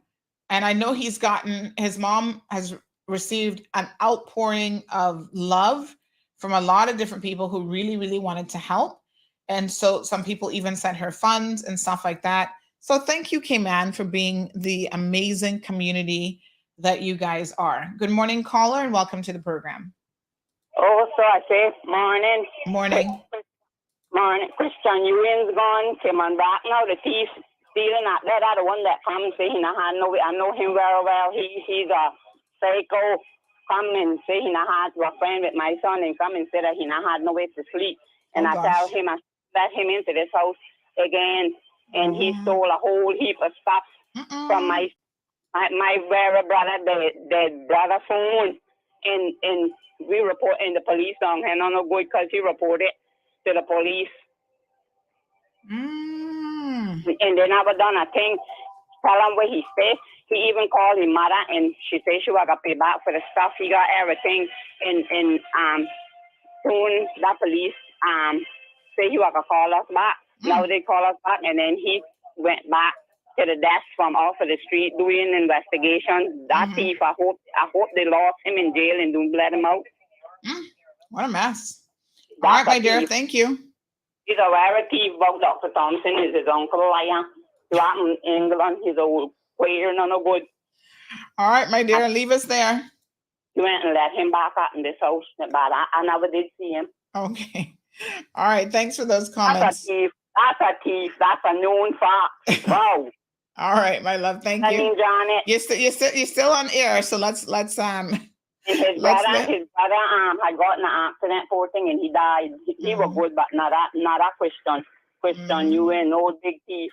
Gamma. All right, love. My brother, thank you. All kind of things and stuff. He's $1,000 and $1 worth of stuff he steals from my son. Now they get nothing back. Oh Lord. All right, my love. Thank you very much. And message telling all kind of things about this and that. Tell one guy stuff to tell my son. I say, tell the thief come back and let me chop him up and go to jail. All right, my dear. Thank you. Yeah. Okay. Woo. That's where the heat is at. All right. So let us take a moment to reflect on the legacy that Jerry Springer has left behind, folks. He has paved the path, even for people like myself, to be able to have a show where y'all know the parameters of the show. And we're here to learn, to educate, to have a good time.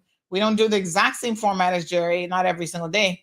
But honey child, sometimes we have to thank the pioneers before us. So everybody stand up and get your Jerry moment going. Jerry has more ass than you do.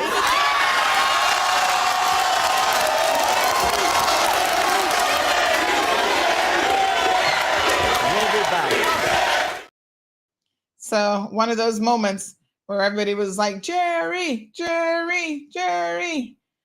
Now Jerry Springer passed away at the age of 79, we understand, after a brief illness. So breaking news, Jerry, you're a legend, my dear. You're a legend. You will definitely be remembered. He has had some classic shows. Go and watch a Jerry Springer episode today to bring back some memories. All right, Vicky, Marshall, Nanaku. Is that Nanako? Have a beautiful day, folks. Appreciate you guys tuning in to the program, and please be safe. Thank you for tuning in to another episode of The Cold Hard Truth on Bobo 89.1 FM. Cayman's #1 talk show is live weekdays from 7:30 a.m. Never miss an episode again. Watch anytime on CMR's Facebook and YouTube channels for the latest show episodes. Don't forget to follow us online on our social media channels. And visit CaymanMarlRoad.com for all the latest news and community happenings.